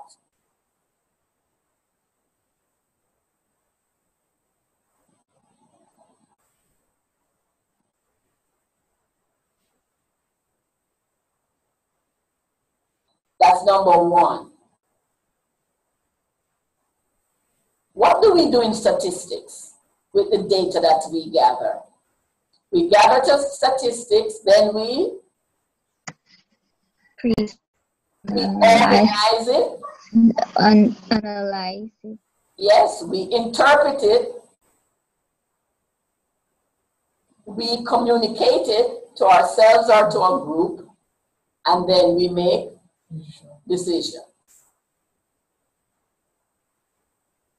So, problem solving is around gathering, organizing, interpreting, communicating, and decision making.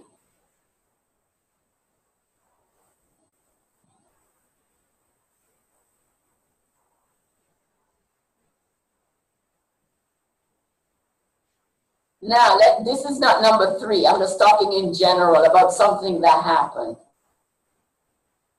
We have a house in Washington, D.C., and we went there. We just came back on the 21st. Went there, and a tree in the yard has grown over onto the roof. And the tree has some dead branches in it. When I looked at it, I said, this is a dangerous situation. So we have to get it corrected. Now, it's going to affect the roof. It's going to affect the guttering that leaves the water off, right? A branch did fall and hit my son's car. My son drives a M3 BMW. Okay? So look at this. All those things it affects. And it doesn't have to happen one time because it has more than one dead branch and it has everything. Now, I called somebody to look at, cutting back the tree severely. And the man said it's between $1,600 and $2,000. Should I not pay him and let the tree stay where it is? Or should I pay him and get the tree trimmed? What do you think? Pay him and get the tree trimmed. Because in the long run it will cost you more. Very good. Do we see that? Decision making. I was in a classroom. He ended up taking $1,600. Well, what I'm saying is this. You have to say, you know what's a hypothesis? Hypothesis states what is the given situation. The conclusion, if I allow the roof to rotten, I allow animals to be there, I allow the gutter to overflow and leak into the house, another dead branch drop off on the car, and all of this. That's the hypothesis. What could the only conclusion be? Is that in the long run, it's going to have devastating consequences, right? So you have to form your hypothesis, and you don't know you're doing it. You just know that you're considering the prevailing situation. That's the hypothesis. The conclusion you can see clearly. Some you can see clearly, some you don't see clearly. But that one, $1,600, look like I should be running the man down the street, trying to give him the $1,600 to come and cut the tree way back because of the fact that the consequences down the road and the cost associated with that would be very, very costly compared to what it takes to cut the tree back.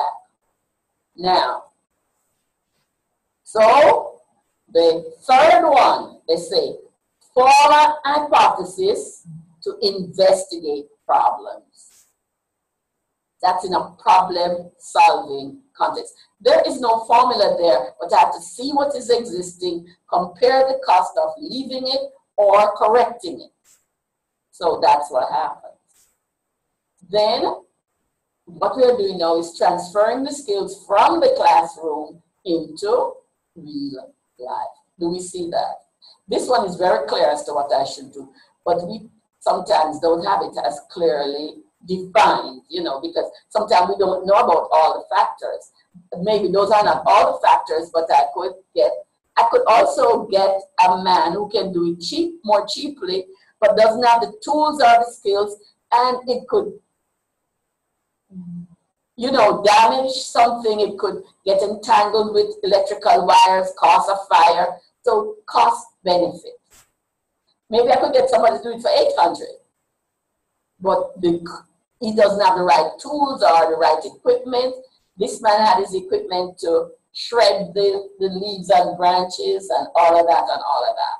So you have to know that you're not teaching for today, you're teaching for the long term. Okay? All right, now, the fourth one, you can be open-minded. You're open-minded because some of the questions are open-ended, and that is mostly called an investigation. When you're looking at something and you don't know what the answer is, that is kind of an investigation. Okay? So it develops your ability to be confident in approaching tasks. Remember, some kids we diagnosed as those who couldn't launch the problem. They can't get started. They don't know where. And so that's what we are teaching. It is very difficult to have an argument against problem solving techniques. It's very difficult for somebody to say these are not valuable skills. And so as we teach our students, after we have looked at them, after we have considered their executive functions, after we have asked our questions about them, and we are ready to teach them, these are some of the goals that we should strive towards. Oh my, it's 4:20. We're going to stop here before I give you the strategies. And so you may go from 4:20 to 10 minutes to 5, a half an hour. Okay? Everybody? Thank you. All right. Okay. This is going more slowly than I thought, because I wanted to get to IT today. Let me turn off my mic. Turn it.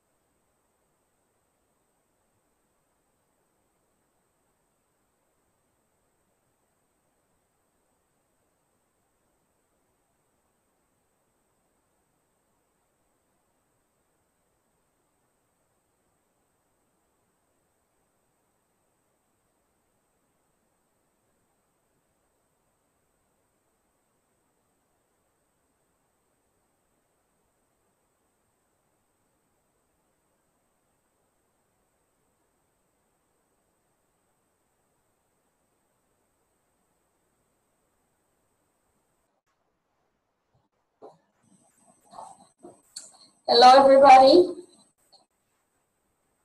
Hello, everyone.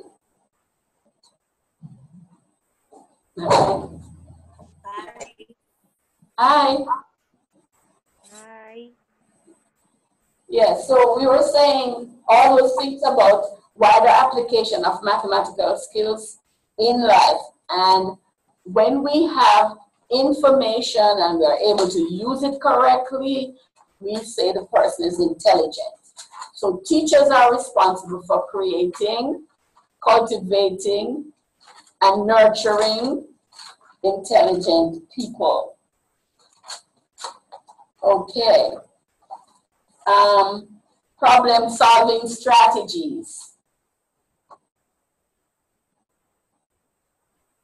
We use and enjoy using manipulatives and models.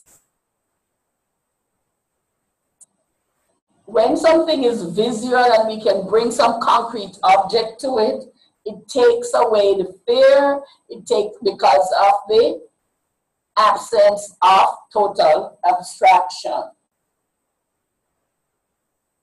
Model making is not the only means we can use, but we could open a new avenue with them for students who struggle with mathematics, with the abstraction.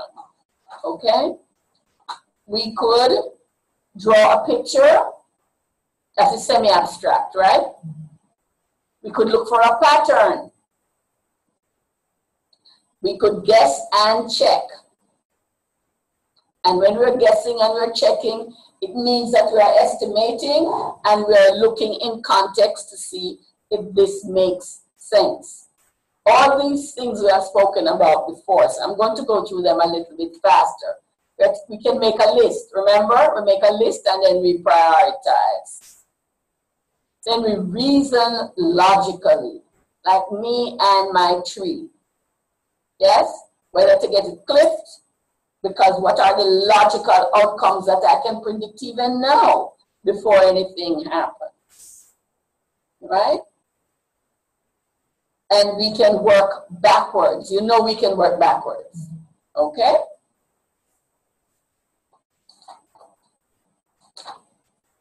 We can also explore mathematical investigations. Now, the difference between problem solving and mathematical investigations is... You teach me to do that. I say, why? Bon. Zana just na koute bay sa femme la ka di zana just me bay la. Zana ay fè sa fò. Ma fè sa se fò. Kwa di me sa di? Oui. Madame la ka palo ka. Zana, your mic is on.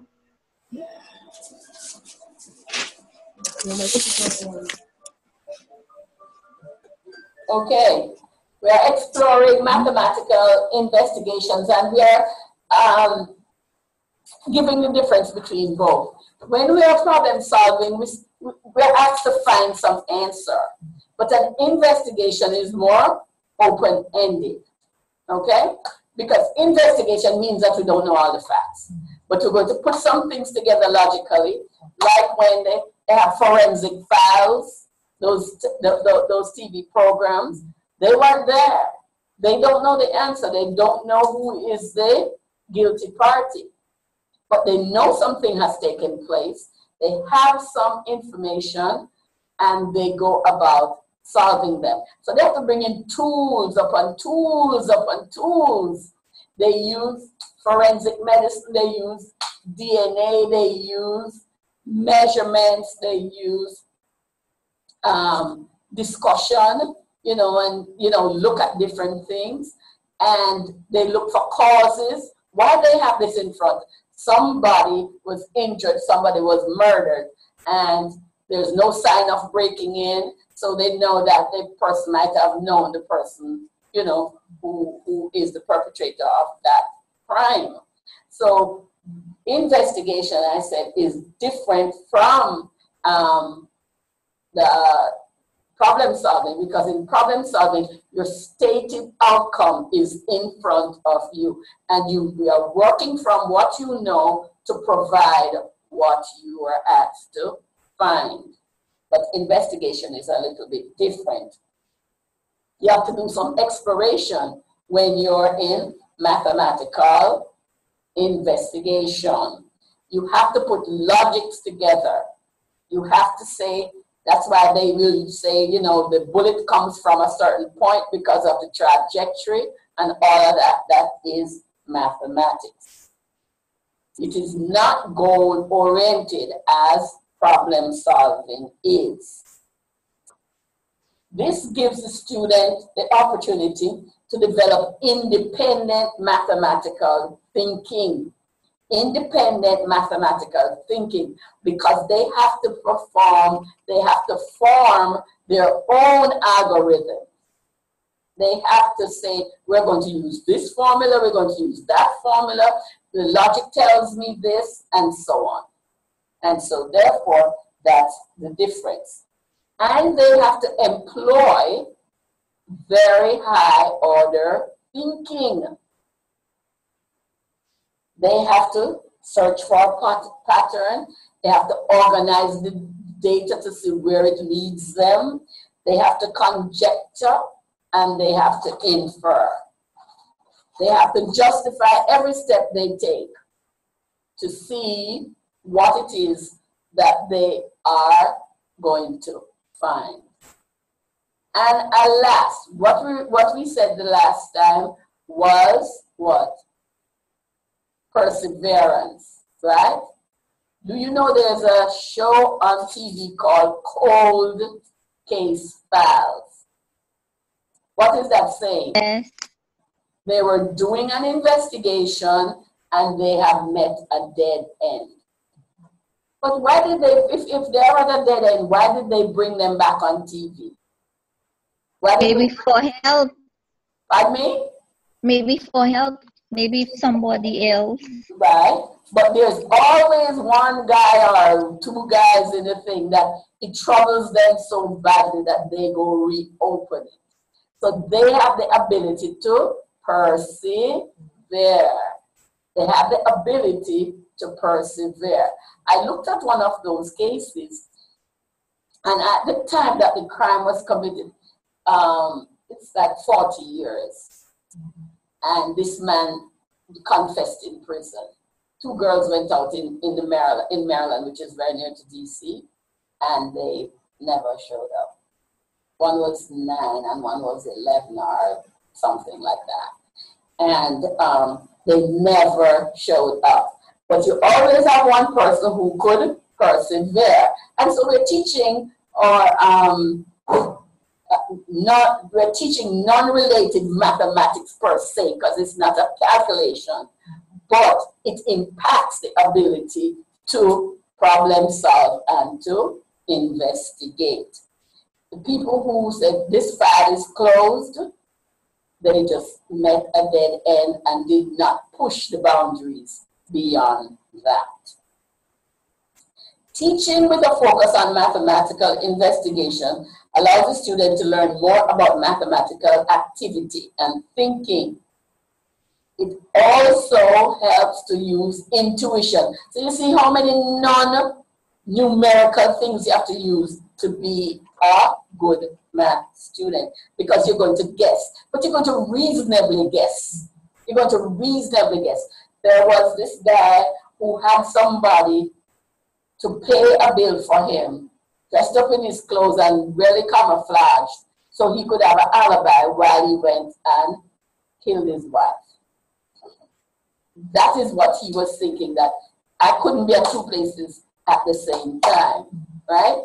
But the thing is that the guy got a conscience about what he did. That he didn't do any of the heinous part of the crime, but he facilitated this guy, because he went in the guy's clothes and covered up in big dark glasses and everything. And what the people said is, why you pay a bill? And he was in such a hurry to get away. He said, send me the bill in the mail, send me the receipt in the mail. And then they found him in shorts in a place where they're winter buying something in Walmart.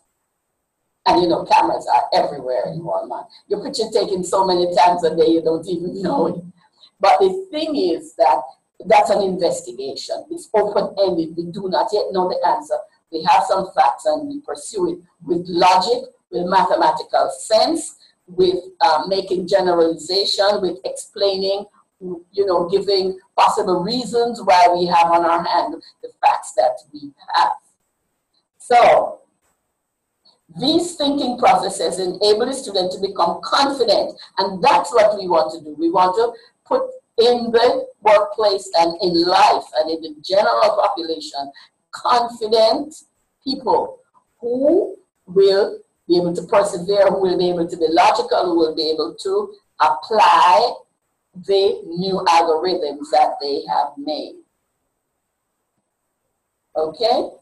Now, we can have a systematic, when they're doing mathematical investigation, we have systematic exploration of the given situation. The facts at which we have, we systematically look at them. Sometimes they call, police will say, anybody who sees anything suspicious, say, you know, call us and tell us about it, and they will pursue these things like sightings and so on. And if you're in this place, you can say you were in that place, you know, that kind of a thing. One guy was required to give a blood sample, and he sent his friend. So the blood at the scene and the blood sample didn't work because people didn't know who they were looking for by appearance. So they took the person so they got a wrong blood sample, right? Formulating problems and conjectures. If this is so, then this is a possible outcome, or this is a possible cause, that kind of a thing. Attempting to provide mathematical justification from guessing.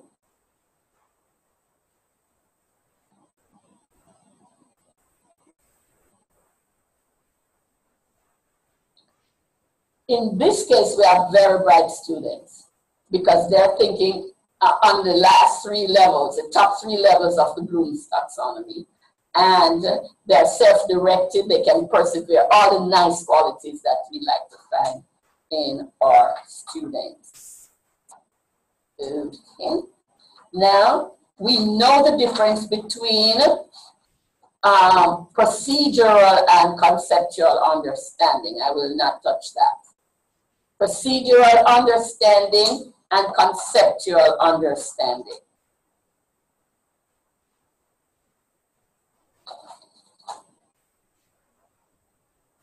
How do we know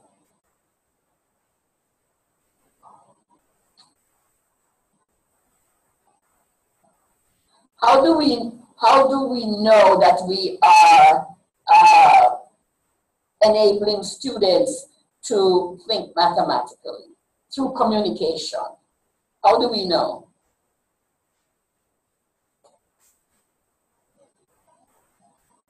What is it a student will be able to do for us to know that, you know, they are communicating with us effectively? What they're doing? Response. The response, yes. But what are the attributes of the response? The student is giving me a response. How do I know that he's thinking, he's, you know, into the situation? What are some of the markers? That is understanding. Yes, but how do we know that he's understanding? Because they probably know why, what they are doing. They know why they're doing what, so they can justify, yes. And the peers are everybody's on the same page when the person is talking. So that means you're going to teach, again, we come back to the vocabulary that you have defined for them, and they are able to use it in the proper context. Do we see that? They can analyze, evaluate. Isn't that Bloom's taxonomy again? Yeah. So that is our desire. That is our dream student. Isn't that true? We dream about those. And they express the mathematical ideas precisely. They express mathematical ideas precisely. If they can organize and consolidate their thinking, your work is done. They have insight. They know what they're thinking. They justify their reasons and even formulate questions. You know, a teacher's dream child is to understand what you have done and then ask a what if question. That's your dream child. Okay. Now, the proof that they have solved any kind of investigation is that the results show that they are dead on target in what they have said. I will not go on Bloom's taxonomy again because we did that in minute detail. We're going to look at the benefits and challenges. This is a topic, the benefits and challenges of problem solving and mathematical evaluation. And you can write some. I'm not even going to say what they are because I told you.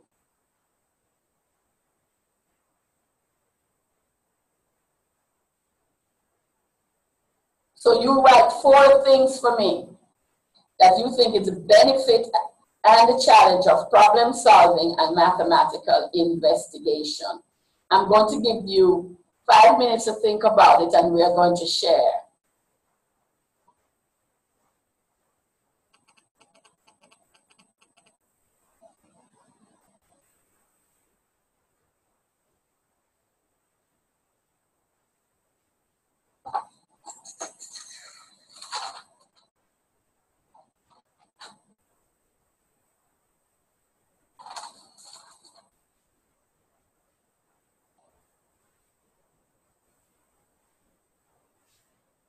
I just told you them.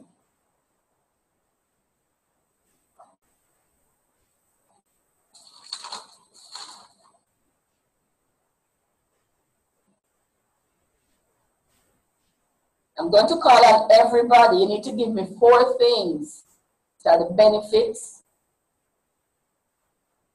and 4 things that could be a challenge for teaching in the context of problem solving and mathematical investigation.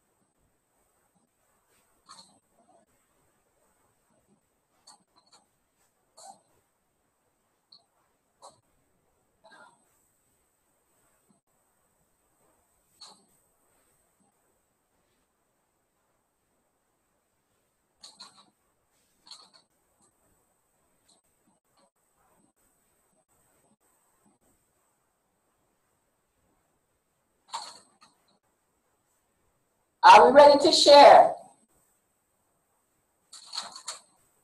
Are we ready to share?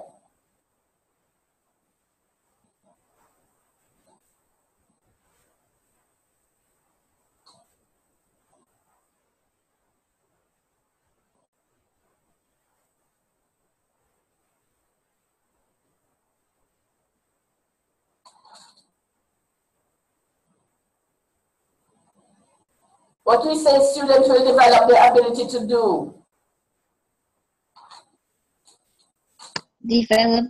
Students will be able to develop their independent mathematical thinking skills.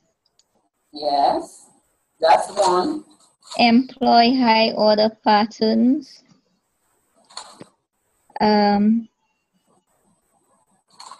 Put logics together. Mm-hmm. Let me see. Justify steps taken. Very good. And use intuition. Mm-hmm. Yes, they are able to do all those things. And that all of those actions are not centered on a given problem. So it's a perspective, it's an attitude, it's a maturity. It's something that the student can apply to situations. It involves mathematics, yes, it's a mathematics problem, but they have these other very, very, very good attributes that they can use. They're focused, they can guess, reasonable within the situation, they can do all of that. And the type of teaching there is what Vygotsky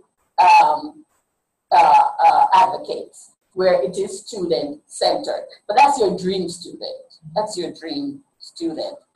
We have open-ended problems in investigations, and they can go about it with confidence.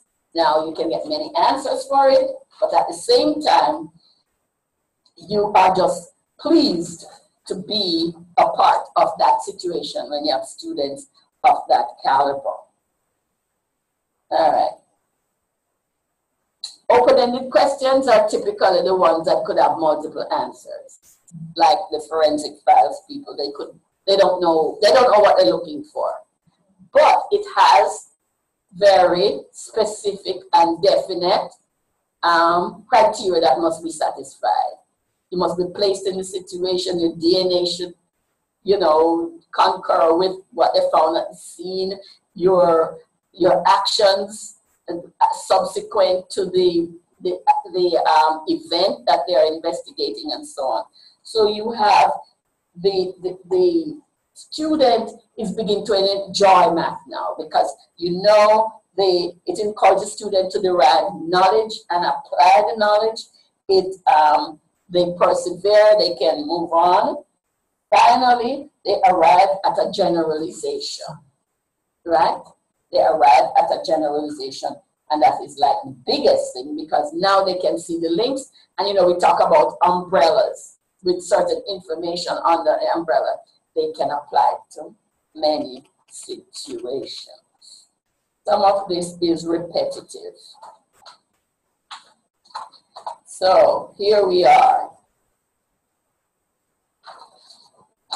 Learning styles accommodate many. When you're investigating, it accommodates many learning styles, because you can do whatever you want to do. You can make up a model or a prototype or something to see if it fits the situation, right? You can talk to somebody, you can work in group, you can work with people. You have a lot of things, problem solving in context, problem solving as a skill, because you can make this and that and the other, problem solving as an art. So it applies to many learning styles. Challenges. What are the 4 challenges you wrote down?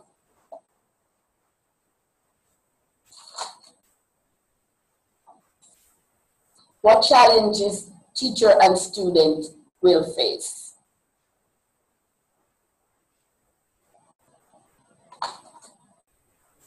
I guess frustration.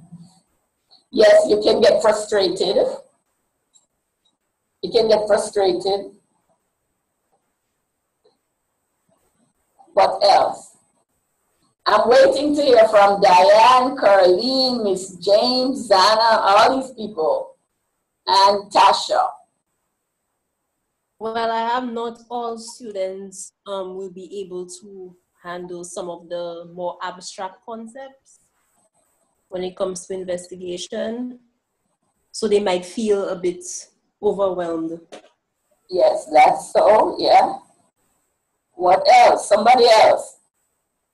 Zana here. I think it would probably put, especially the fact that you have a curriculum to teach. Well, most of the time you have a time frame it might take a little longer to teach and it requires a lot of preparation as well. You know what I want to say to that? I didn't get that. Do you know what I'd like to say to your comment? I know. We are teaching the children, not the curriculum. No. I want to say bingo. Because it's not what is the ideal, but what are the challenges. And I want to say bingo to that. That means you hit the jackpot. Because the thing is that teachers look at it, it is another thing that they want me to do. And I have 75,000 already. But this is supposed to be manifested in the classes that you teach in a number of ways. Sometimes when you have already diagnosed a child, you can give different types of assignments to match with the child's ability.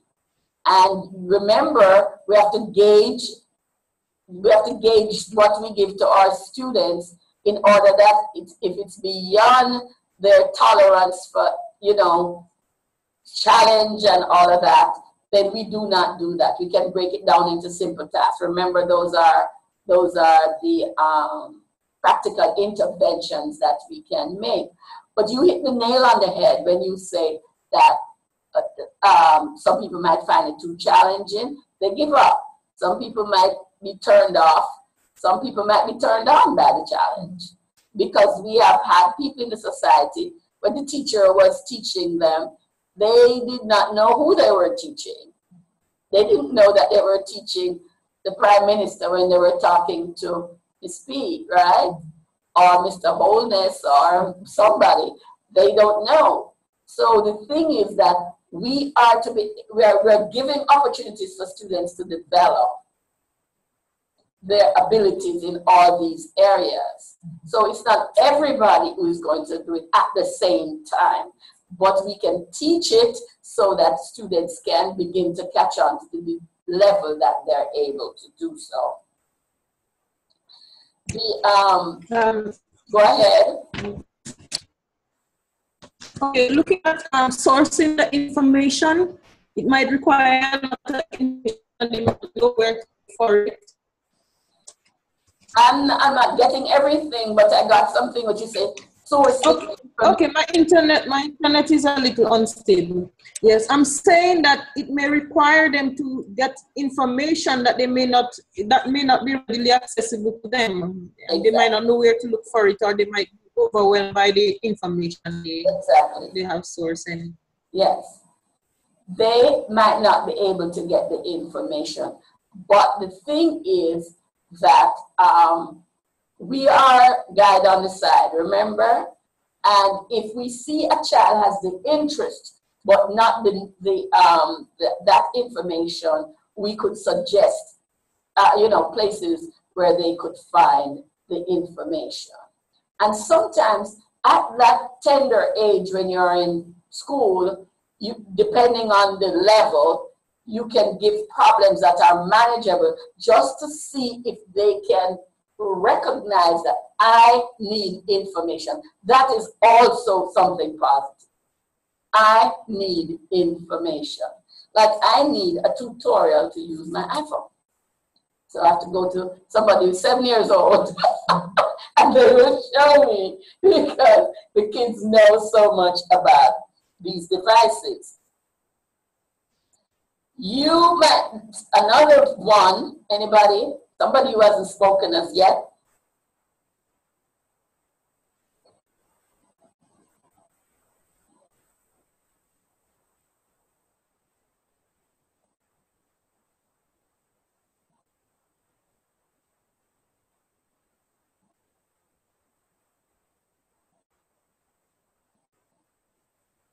We can model for them.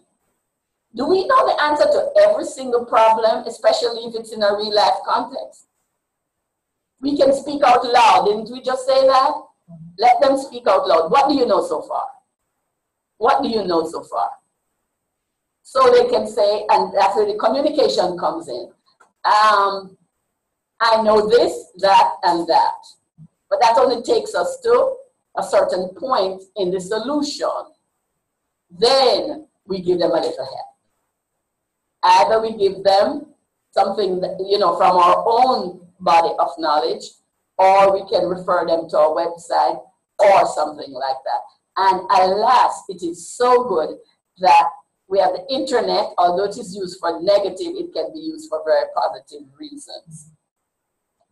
Okay, so that is what I want to say about children. We know the steps already that we give them, but the whole idea is that we are trying to give students a tool to be used in the GSAT and the CXC, but we are trying so that when they leave school, they also have the use of mathematics in their decision making for work and for their personal lives. All right, now we're changing the topic. We're going over, so what we have done so far, we should recap.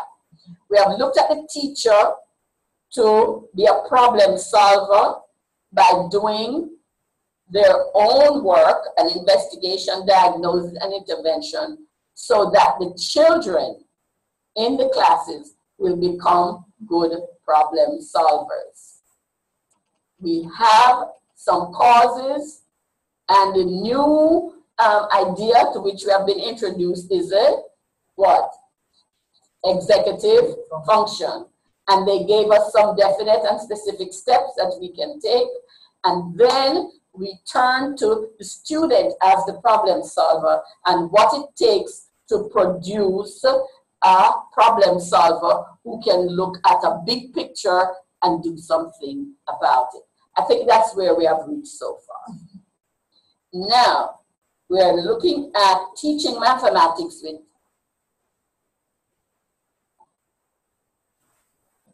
ICT.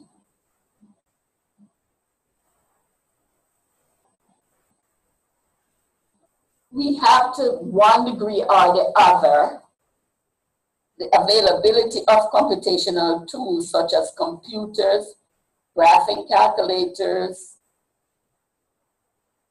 provides mathematics teachers with a resource that could radically transform and improve the teaching of mathematics.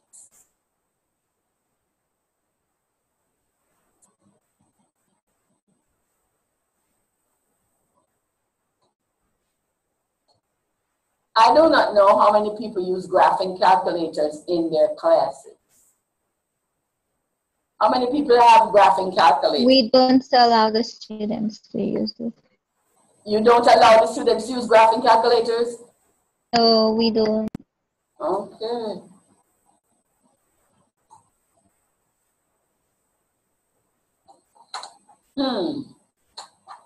Because CXC only allows them to use a simple scientific calculator.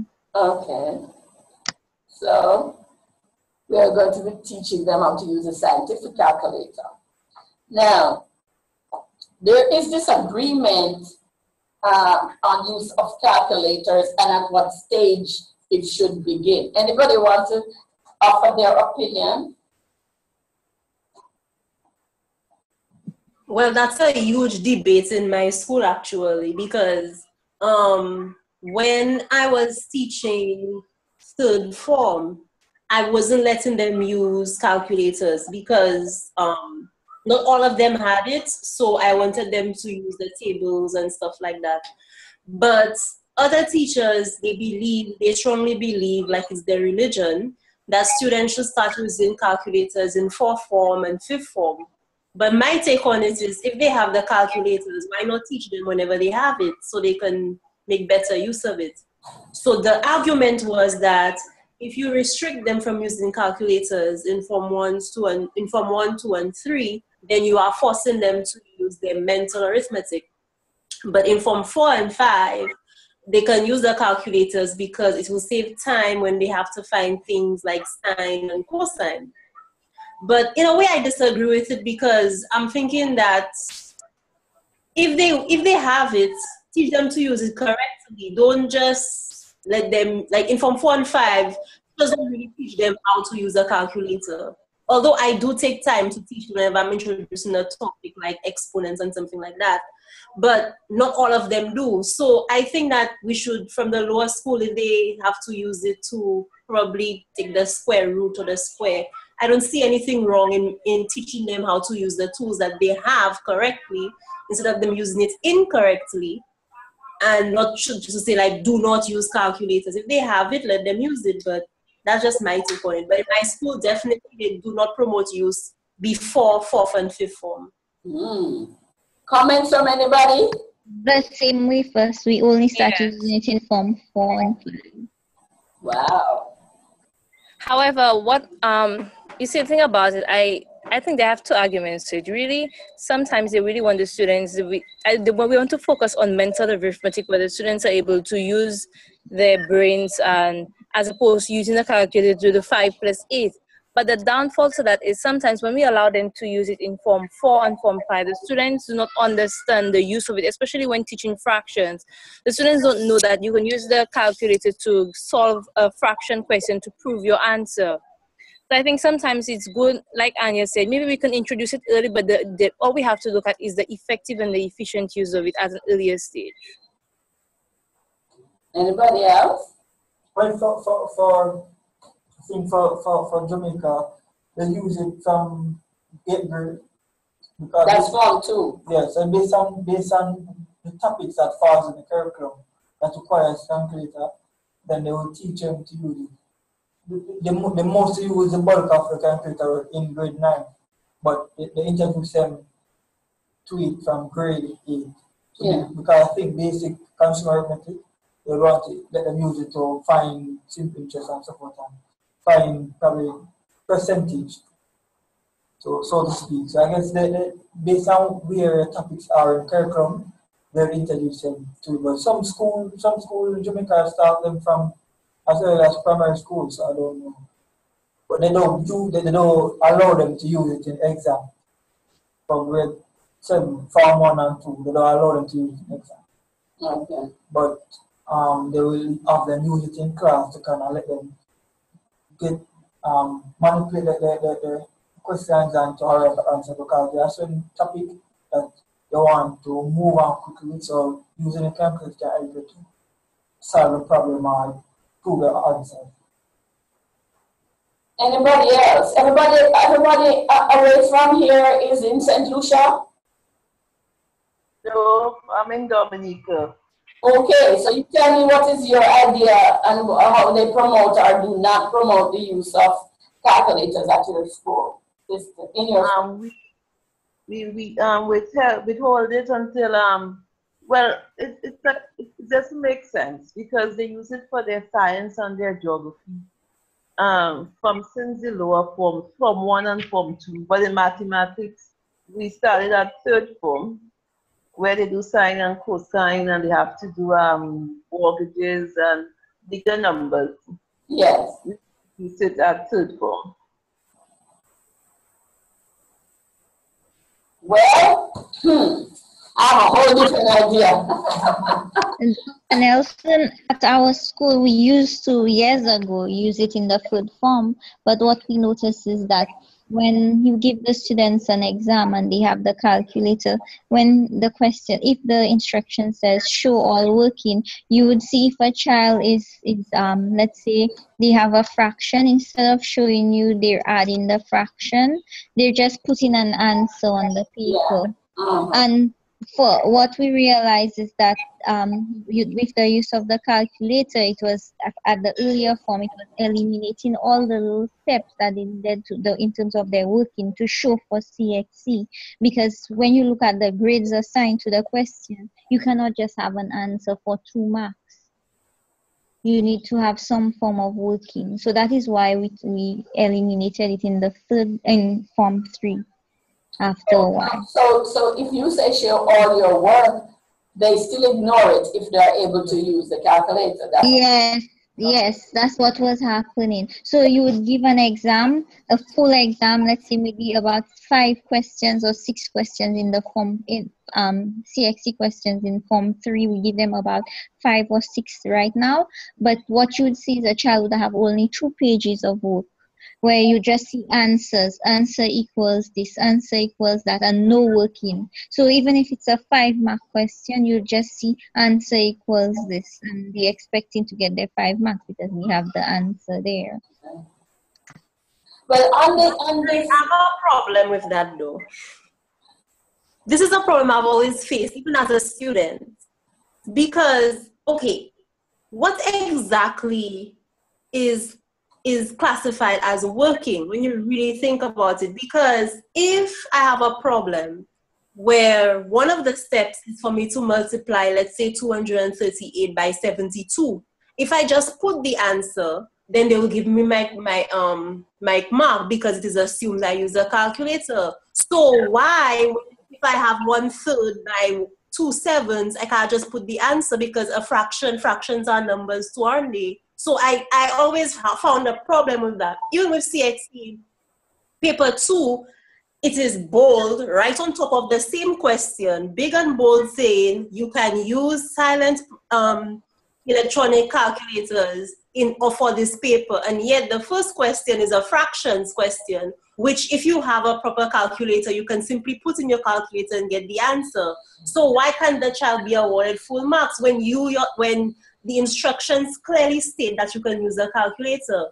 And I always had a problem with that. I do not see anything so drastically wrong in you putting a fractions question and a child must show working.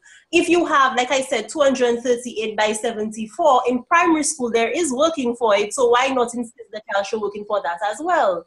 Because it's the same thing and going to come too. So that is the thing. That's why I have this idea that if the children have a fraction problem and they show the answer, I do not see why I should penalize the child for just writing the answer if the child can accurately use the calculator, because it shows the child has calculating skills. His skills is to use the calculator, which is one of the things we want the children to use effectively, the calculator. So that's just my point of view on that. But I think the calculator serve a checkpoint for your answers, because you don't want do a question and then after you finish with the question, you look at the calculator, you punch it in, you see that it's wrong. You're going to figure out where you're wrong. You understand? Like, it's okay.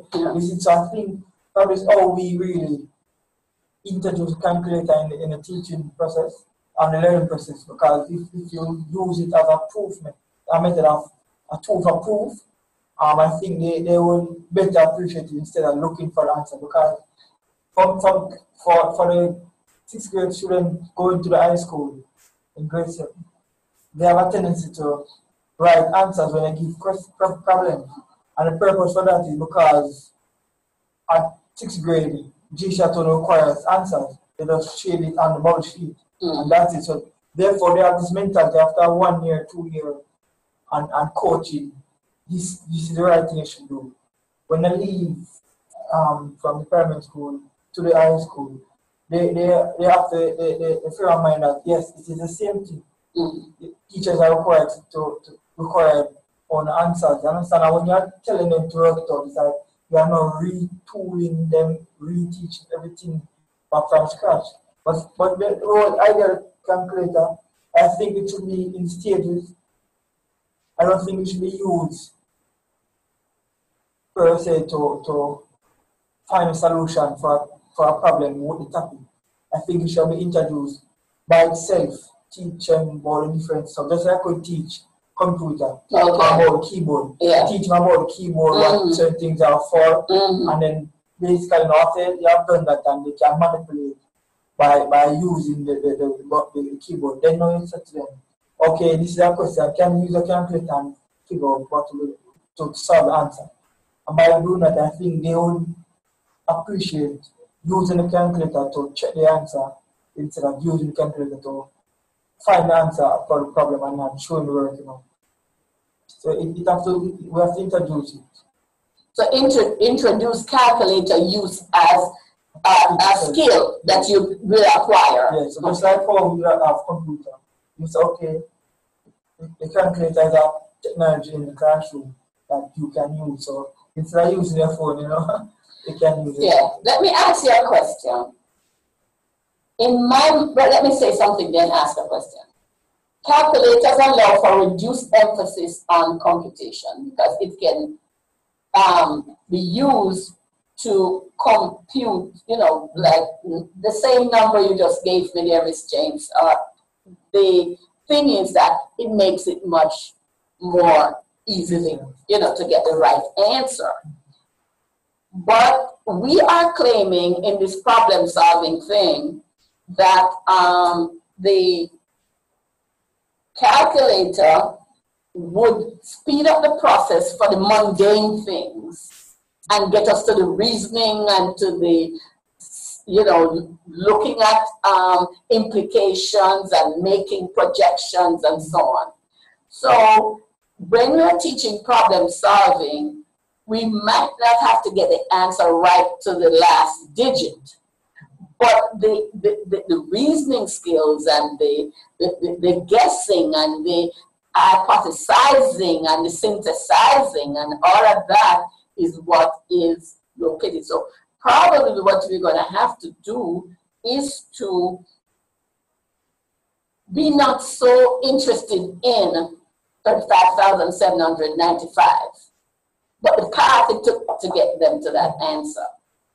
So I don't know when that begins, but it is supposed that problem solving can be carried out at different levels, even in the elementary school levels, you know, appropriate to that stage. But calculators really help us with calculations. It can't help us with reasoning. It cannot help us with investigation in terms of meaningful steps. It can, if we miscalculate something, right, then, you know, that might be one part of it. But we have to employ all the things we just talked about: logic, reasoning, guessing, timeline, this, that, the other. The calculators cannot help us. So the thing about it is that probably what you say, it has some merit to it, that we introduce the calculators, do the buttoning and see what happens and so on.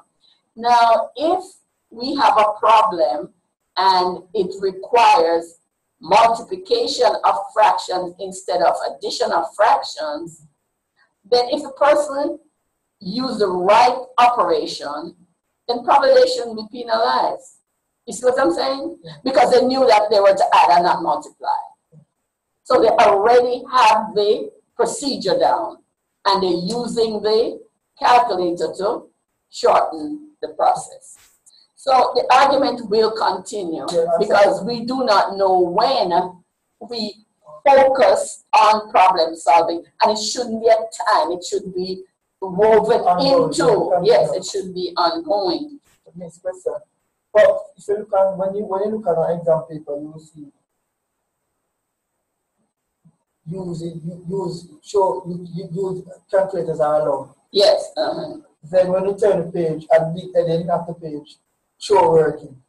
Yes. Sometimes that can be a contributory tool in the child mind, because the child is saying, you have asked me to use a calculator at the same time asking me to show working. Yeah. Probably you didn't show the student to the board. So the student is doing one instead of two. But do you know that when students are doing problems mentally, they sometimes are not able to pick apart the problem and say, I thought of this, I thought of this, I thought of this. So show your work means that for every stage, you should write down what your thought processes are.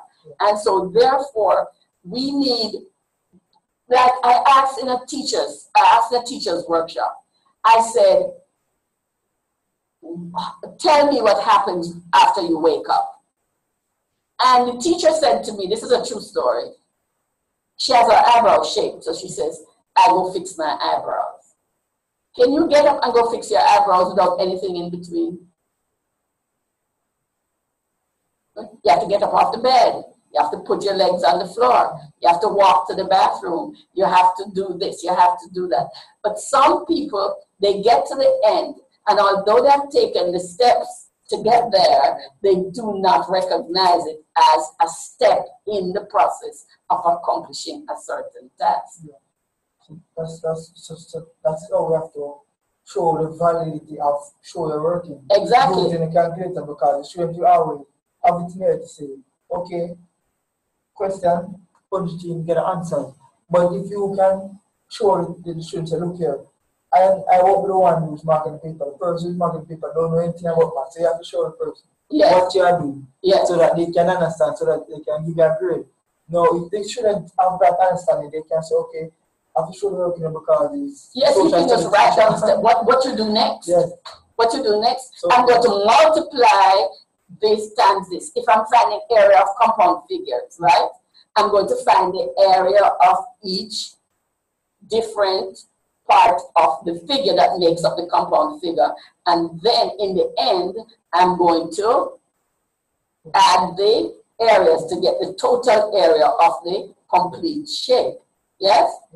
So sometimes students do that, and they use a calculator to find the area, but they do not write that down. Yes. They just keep it in the, and put a plus between it. So is length times width of the first one, L1 times W1 plus L2 times W2 times 1/2 pi r squared, and they get an answer. But they actually went through the steps, or they could not arrive at that answer. So I understand. But even just speaking, I recall, for example, you can ask students, so when you're using the calculator, write down steps just in case somebody wants to follow, just like a treasure hunt. You're on an island, you're going to a particular location, you don't want to get lost. So basically, each move make some form of marking so that when you're coming back from the journey, you realize this is the path to take you. Yeah. By introducing that to the students and then let them know that what they're doing now is to make a mark for each step of the way, that they will see that this is all the calculator will work. So yeah, I think this is where we teach them. Yes. So there would have to be changes in how the curriculum is written if calculators are to be used in the lower grades. Because what we are saying now, that we are more concerned with answers to calculations than a problem-solving kind of model, right? Because if I am going to say, the person stopped and buy this much gas, and when we met the car, it was empty, that is something in the problem-solving process, but we could use a calculator to see how many miles the person traveled, and it might not gel with what is happening at the scene or whatever, or where the person claimed they were compared to the event, in the event that we are investigating. So we have to decide as a region what it is we want from these kids. Mainly to see if they know their timetables, or mainly to see if they can reason in problems that are so, constructed within the context that would force reasoning. So even if they use a calculator to do the calculations, they have to have a reason to use it. That they have to formulate and through logic determine why they want to investigate that. Because when a government takes a census, you see that they have a whole lot of data to deal with. But that is not the most important thing. That is a part of it, which is important. And if they can use a calculator to say, this is the number of the population, these people fall into the young adults, these fall into preteens, these fall into teenagers, these fall into the senior citizens. If you use a calculator to do that, that is not a crime.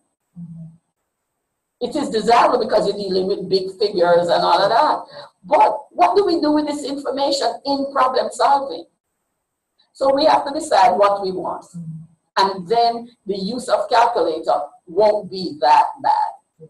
Because if I'm dealing, say, with what did Jeffrey said, the trigonometric ratios. If you know that you are looking for one of the legs, right? And you know that you should use either the cosine or the sine. If you calculate the wrong thing to find out what is the sine of whatever it is you got, then you would have lost your reasoning. You see what I'm saying? But if you use a calculator to do that, then it shows that you know the relevant, since sine is perpendicular over hypotenuse. If you use base over hypotenuse, then you're doing something else. So it doesn't limit the knowledge that you're able to show. But we have to decide what we want.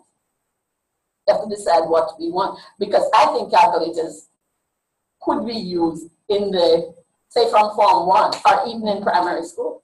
But the whole thing would have to be written differently. And the problems would have to demand a kind of thinking and input that the calculation alone won't get you there. But if you have a problem, this plus that minus that, then we're interested in calculations, and so we don't want to use a calculator. And we can we shape the thinking by saying that, okay, probably don't get the name. Probably get 1 mark for the answer, but the steps is where the bulk of the marks is. You say, we know you will get the answer, but you just need the steps, and those don't give me the mark for answer. So therefore, if you don't find answers, it won't be valid because what you need is your steps. Yeah. And they can be trained to provide the steps. Then now you can say, okay, now we need answers. You understand? Yeah, but it would take deeper changes though to change the whole mentality and thinking, and our books could not be written.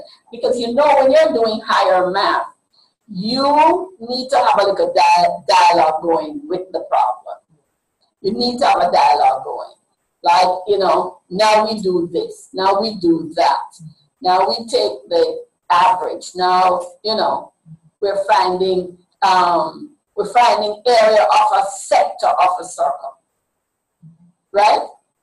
A calculator can't help you there if you don't know what it is that you're looking at and what numbers are relevant, right? So if I have a central angle and I know the area of the circle and so on, I can use a calculator to find out the fractional part of the circle, the area, you know, of that sector. But it doesn't give you the information as to how to approach the problem. So it depends on what you are interested in. So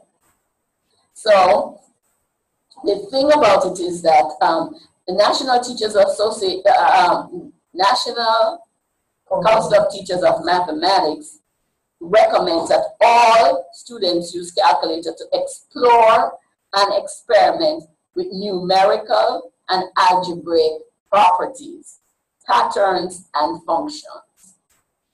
Well, functions has to do with the graphing calculator, and that is not required at the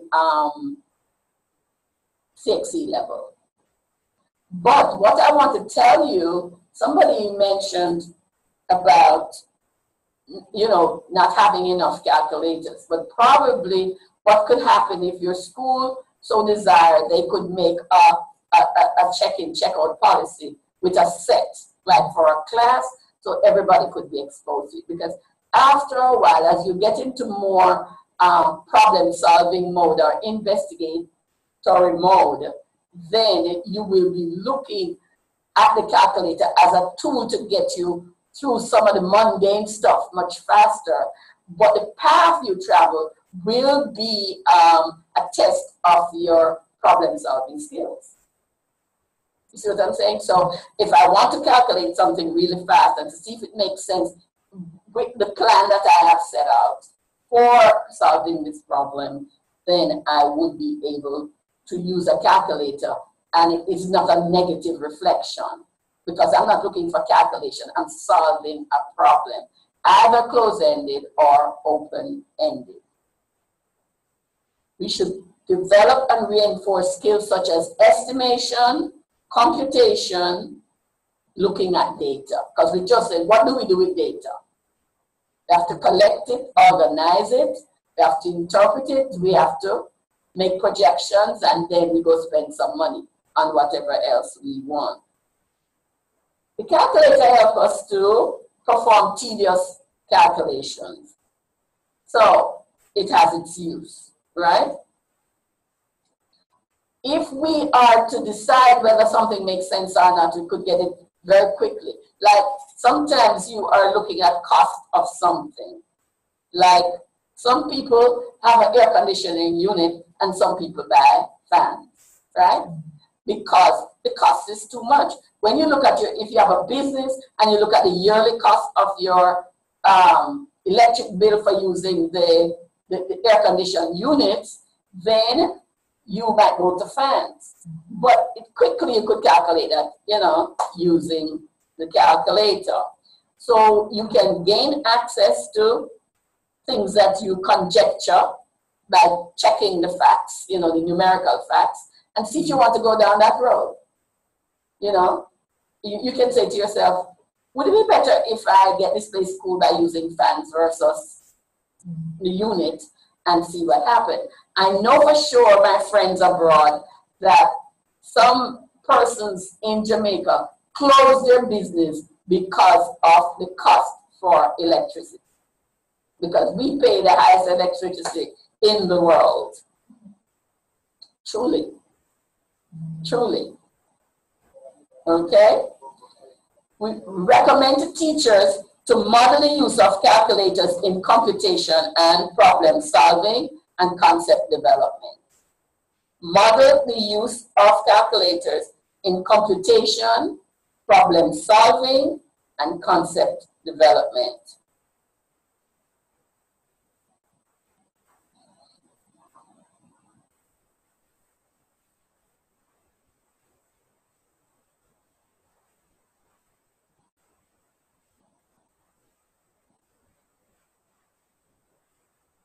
You can ask students to use calculators to check answers, and sometimes answers to estimations. Answers to estimations.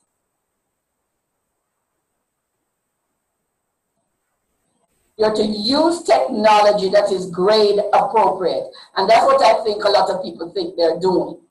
Using technology that is grade appropriate. So they feel that it's more appropriate to use the calculators when the student reaches a point where it will be too tedious to go find out what is the log of something and all of that, so they do that. Let the calculator and the computer support your instruction and assessment.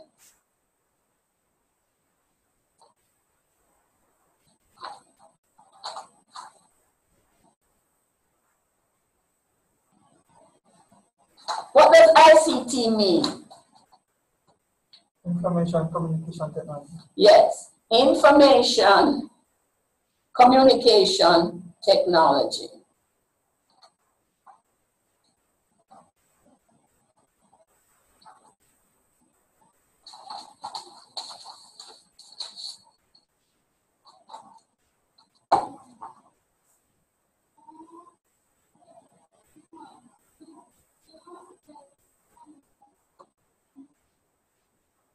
Somebody said, research says that teachers have concerns that use of calculator at certain grades are harmful, but that claim is unfounded.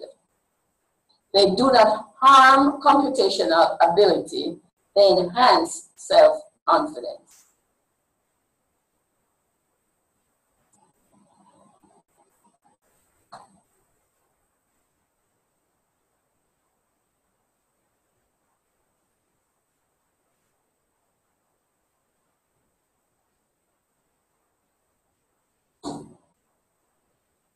Do CXC curriculum, does the CXC curriculum require them to know about functions and stuff like that?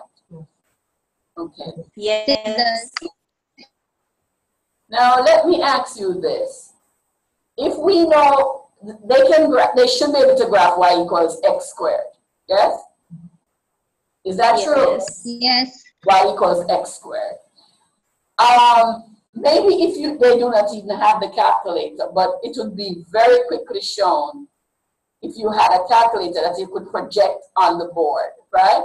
Because y equals x squared is what I call the parent function. Y equals x squared plus 2 is going to look a little different, right? Yes? Because it's going to shift laterally. Do we see that? So wouldn't it be easier if you had like something to project and superimpose like y equals x squared, y equals x squared plus 2, y equals x squared minus 2, you know, that kind of a thing. If you could use that, that would answer a lot of questions. Because if you say, why is it shifting? Why is it shifting? You know, laterally, or why is it shifting vertically? So if I have y equals x squared plus 2, then I know that I have some movement. Y equals s squared is anchored, right? So if I have, I'm not saying this, I should say all squared, but if you look at what is happening with those things on one coordinate axis, you get the picture and get the understanding of why the move occurs in the direction that it does. Okay? So probably you need a graphing calculator for higher level, one that can be projected on the board. There are little things, cables that you attach it to, and it shows up on the board or the wall. But they could also use their computers, because in St. Lucia, like, all of them have computers, so they could. There's a software that was introduced to for that, in particular for when we're graphing the x squared circles and stuff like that. They could also use it on the computers or their tablets, and now everybody have a smartphone. So I'm guessing there's an app there. There we go. Yes. So that, and you know, with the event of the coming of this smartphone, you find that they have access to other resources. So that is good. Now, the students value what is tested. So whatever we're teaching, make sure that we test, right? So if you're going to teach them about the functions and their graphs associated with it and so on, test that, okay? They are, if they're to use it, if they're allowed to use the calculators in class, then they should be able to use it on the test. Yes? That should happen. All right. Now we're going to look at information and communication technology to use to enhance learning. ICT capability is about having the technical and cognitive skills to use, develop, create, and communicate information using technological tools. As we said before, these things facilitate learning, and we can move at a faster pace and get more understanding from it, because the time frame is greatly reduced. Learners can apply technology to solve problems, analyze and exchange information, develop ideas, create models, and control devices. You have to, when you're using these technologies, you have to review and evaluate how it is affecting the class, how it is affecting what you're doing, and the rate of assimilation and that kind of a thing. Now, for those people who do not have the calculators, we should provide it for them if we are going to use it at all, because you don't want some people to be involved and some people looking not involved. They will find things to occupy their time.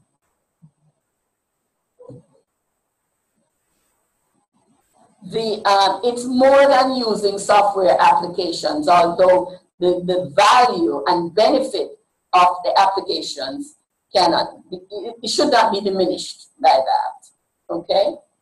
So It involves appropriate selection, use, and evaluation of the whole idea of ICT. For example, when creating a presentation, ICT capability involves careful selection of appropriate software, considering how appropriate in purpose and content it is for the targeted audience.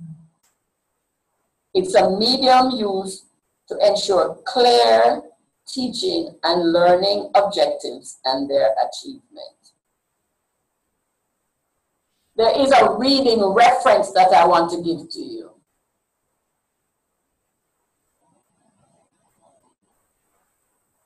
You can write this down.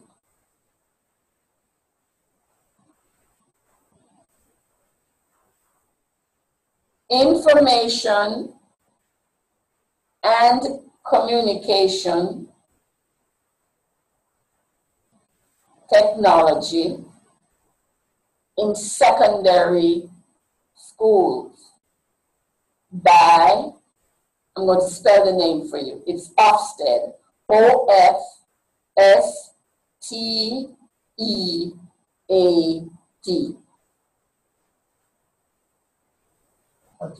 202, the year is 202 to 203. Information and communication. Can you repeat the name, please? Yes, I'm reading the whole thing. Information and communication technology in secondary schools by Ofsted, O-F-S-T-E-A-D.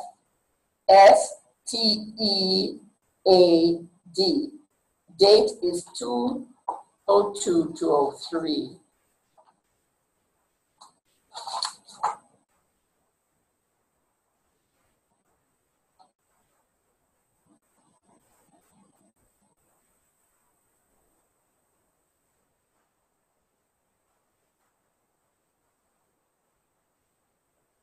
In order to apply and benefit from ICT technology, right, there must be effective teaching and learning of ICT in the first place. You must have the information.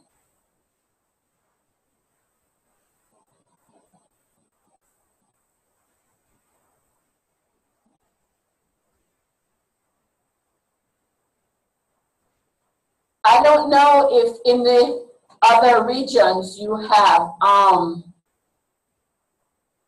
tablets in schools. Do you? Do you have tablets in school in Dominic and St. Lucia? The students bring their own. Are teachers given professional development or any kind of workshop to know how best to use it, to incorporate it, to enhance the lesson? Is there any? We never did it on the tablet, no. So you see, we need to know what it is, because I went to a school. They're running an experiment in Jamaica here, and I went to a school. The teachers were teaching the way they always taught. The kids were armed with the tablets, and they were doing their own thing. They did not pay the teacher any mind because they were absorbed in whatever else that they were looking at. So the thing is, when it's being introduced like that, we need to have some information for the teachers. And we have to make sure that it is so structured that the student has to focus on what we are doing. Or else it's a tool that they can use mainly for entertainment. So we have to think about that. And when it comes to a network where teachers control over what? Exactly. They have to be able to do it. Because just introducing tablets in school, if you think about that idea or that act for a moment, you know it cannot be effective in isolation, just by the act of bringing and delivering the tablets. It is not going to work. They're piloting a program now without the necessary inputs. It's like doubling your classes and having the same amount of chairs. You have to think what goes with whatever the ruling is that you are going to implement. One must know the ICT capabilities and the responsibility of the users. If I or you or anybody has to make a presentation in mathematics, it would not be possible if the person does not have the experience of using the software to create the desired impact.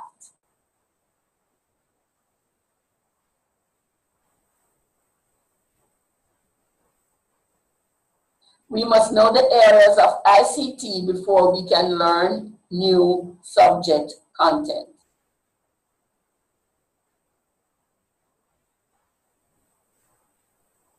So ICT, just like you say with the calculators, we should have a separate unit to teach about that. Then we should have a separate unit to teach about ICT, not is usage in doing something else. But in and of itself, we need to know the capabilities and the appropriateness of whatever it is that we are thinking about using or presenting. As students become more confident and proficient in using ICT, they will be able to apply and develop capability in the subjects that they use them for. And that goes without saying. If like I have this iPhone, I don't know the capabilities, so I can't improve. I can't get my email yet. I can't get, that kind of a thing. So I need to have that in place. ICT is not the focus. It must add value to what you're doing in the mathematics classroom. Just to say I'm using a computer is not the end game.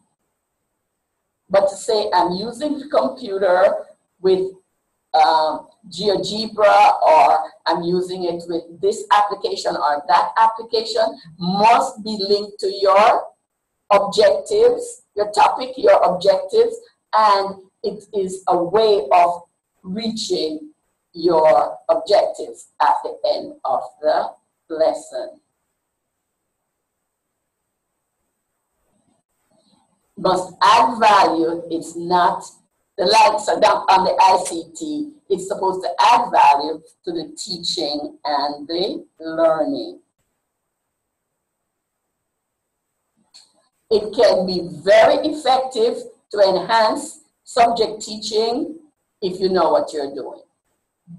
So probably if you don't know what you're doing and you don't have the facility with the devices, then probably you should not use it, because people will go off to different things.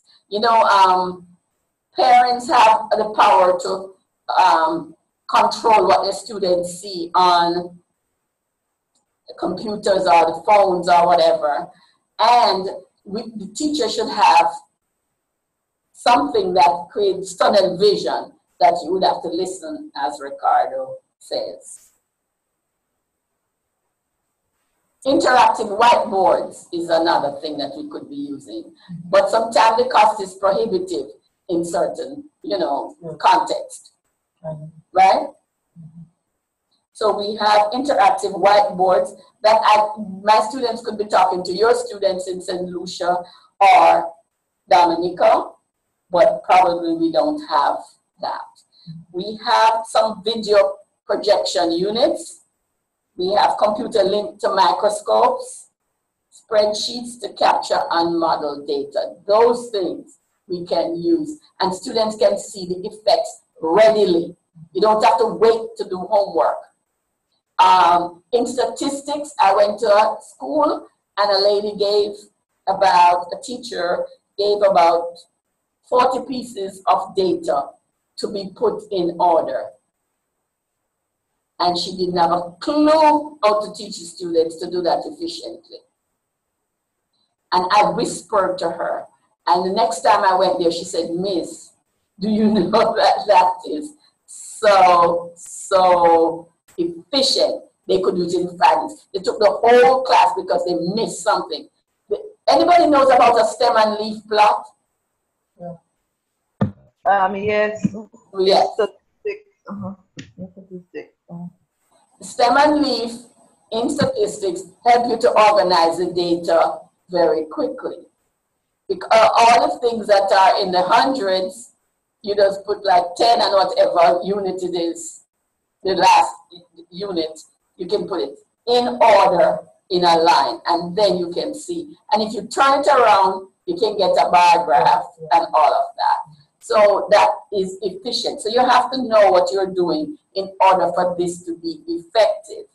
If you are not able to operate or to download or to do whatever, then it becomes a problem.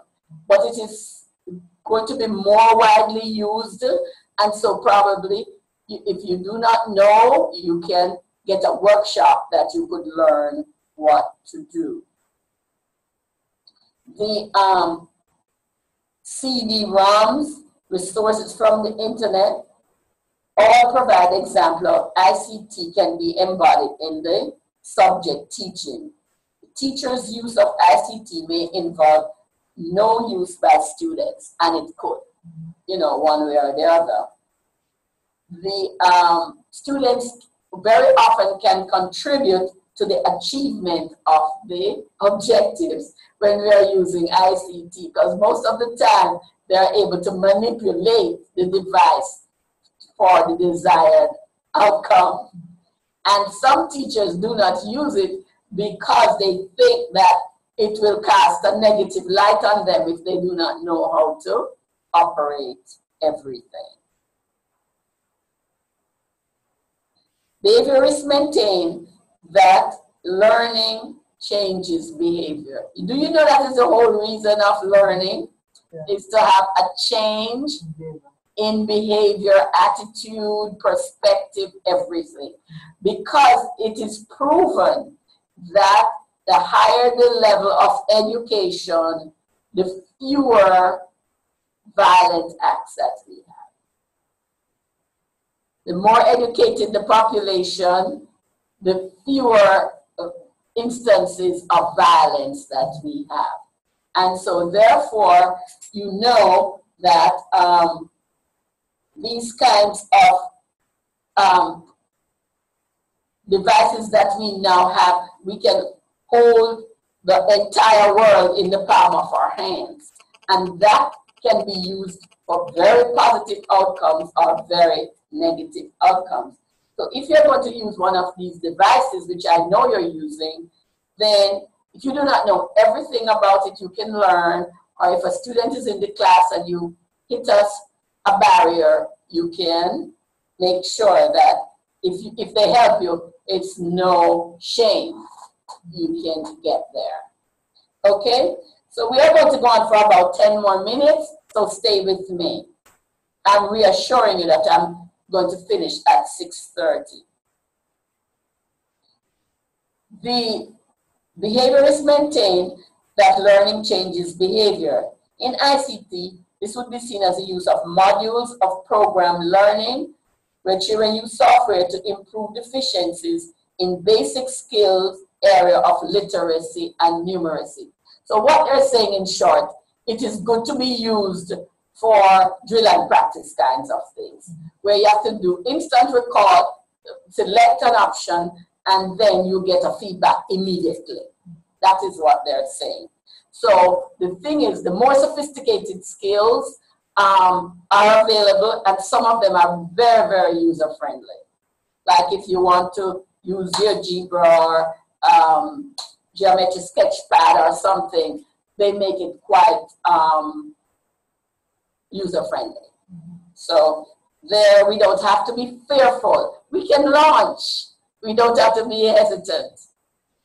Teachers using ICT may find direct teaching appropriate for certain students, especially those with special needs. Direct teaching means that I am giving you every step and a model. Some kids can get started and complete the process without the focused one-on-one attention with the teacher. But ICT also helps teachers who have to work with drill and practice.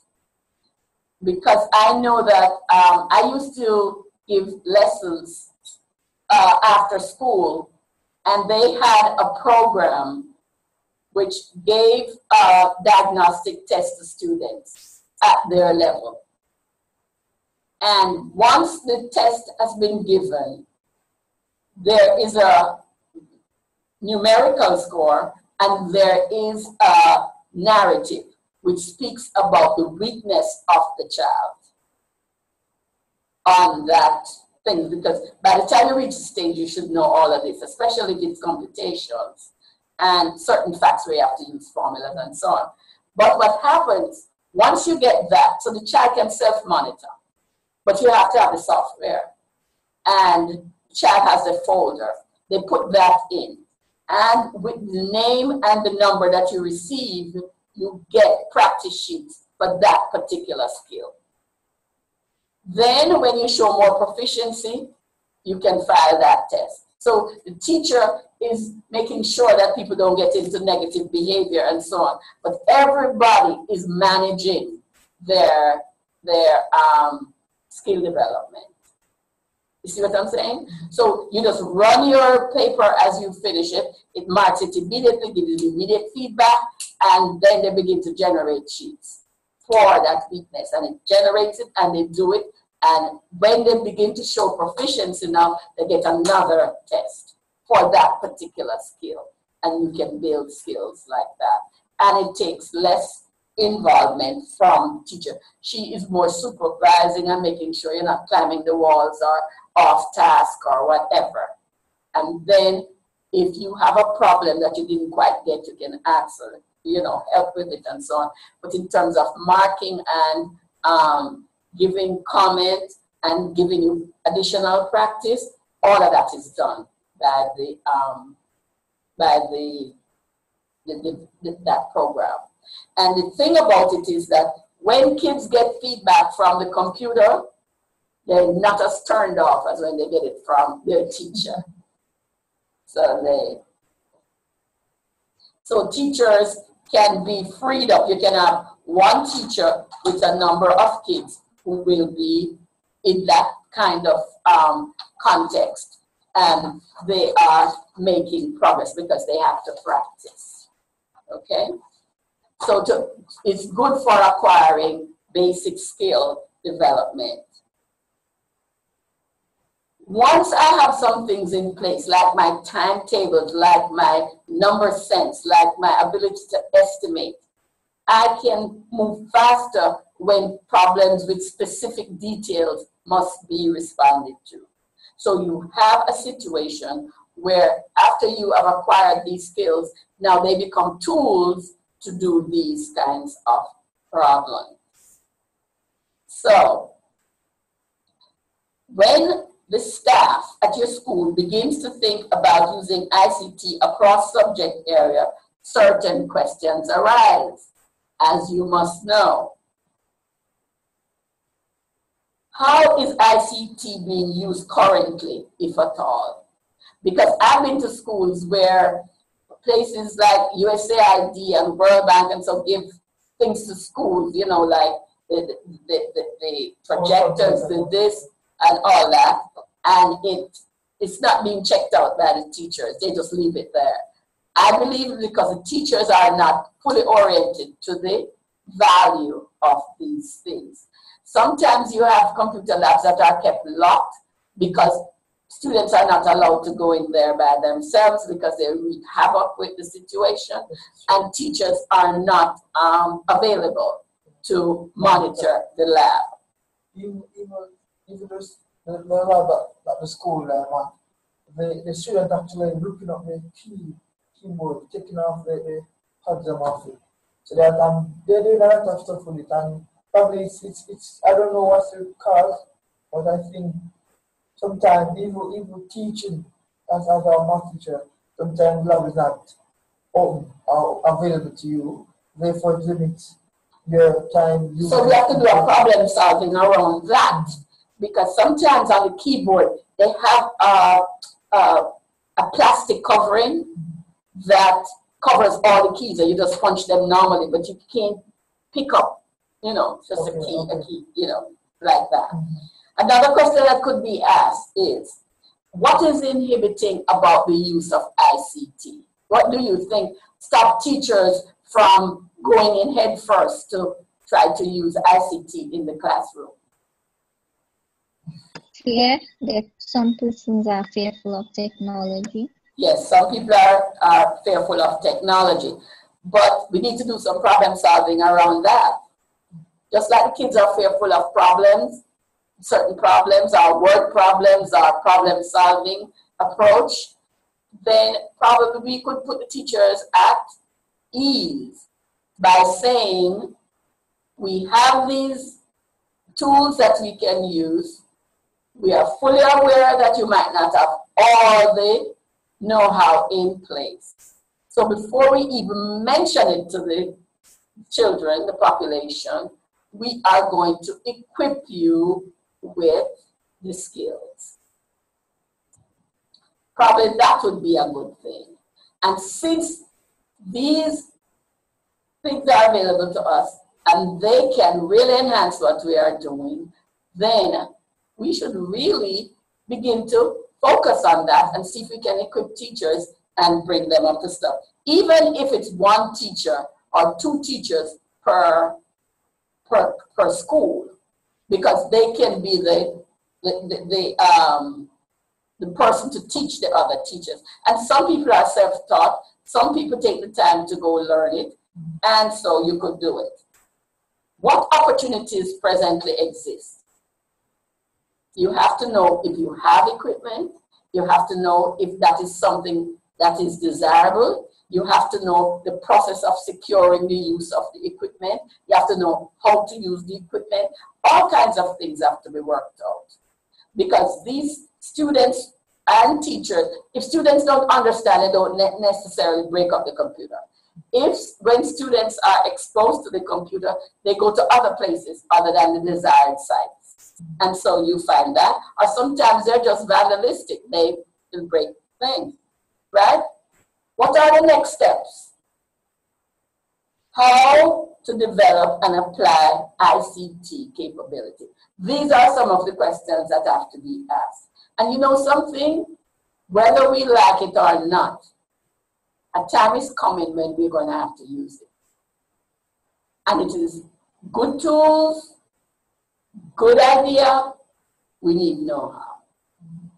And we need to put systems in place that will preserve the integrity of the machines or whatever it is that we are using. To review your current position, you should consider allocating time in staff meetings to share good practices and to see how these practices can be used in the department as a whole. Among themselves, teachers could set up peer observation, that's what I just said, because some people are already, savvy with these things. Peer teaching with colleagues who already have the know-how. The internet is a good place to research this topic. Remember, ICT must be the topic before ITC use becomes the topic. And I'll stop there. All right? Are we okay? Yeah, yes, please. Yes, we are. 6:28. So the next time we come, I'm going to try to send you the second assignment with a date on it.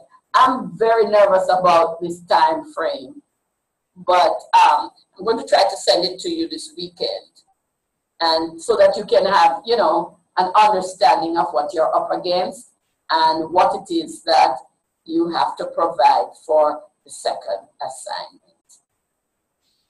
Thank you. And I said the third assignment is going to be a case study where you're going to use some of the things we learned that teachers should do when they're faced with students who have those kinds of issues. All right? Thank you. Thank you. Good evening. Good evening.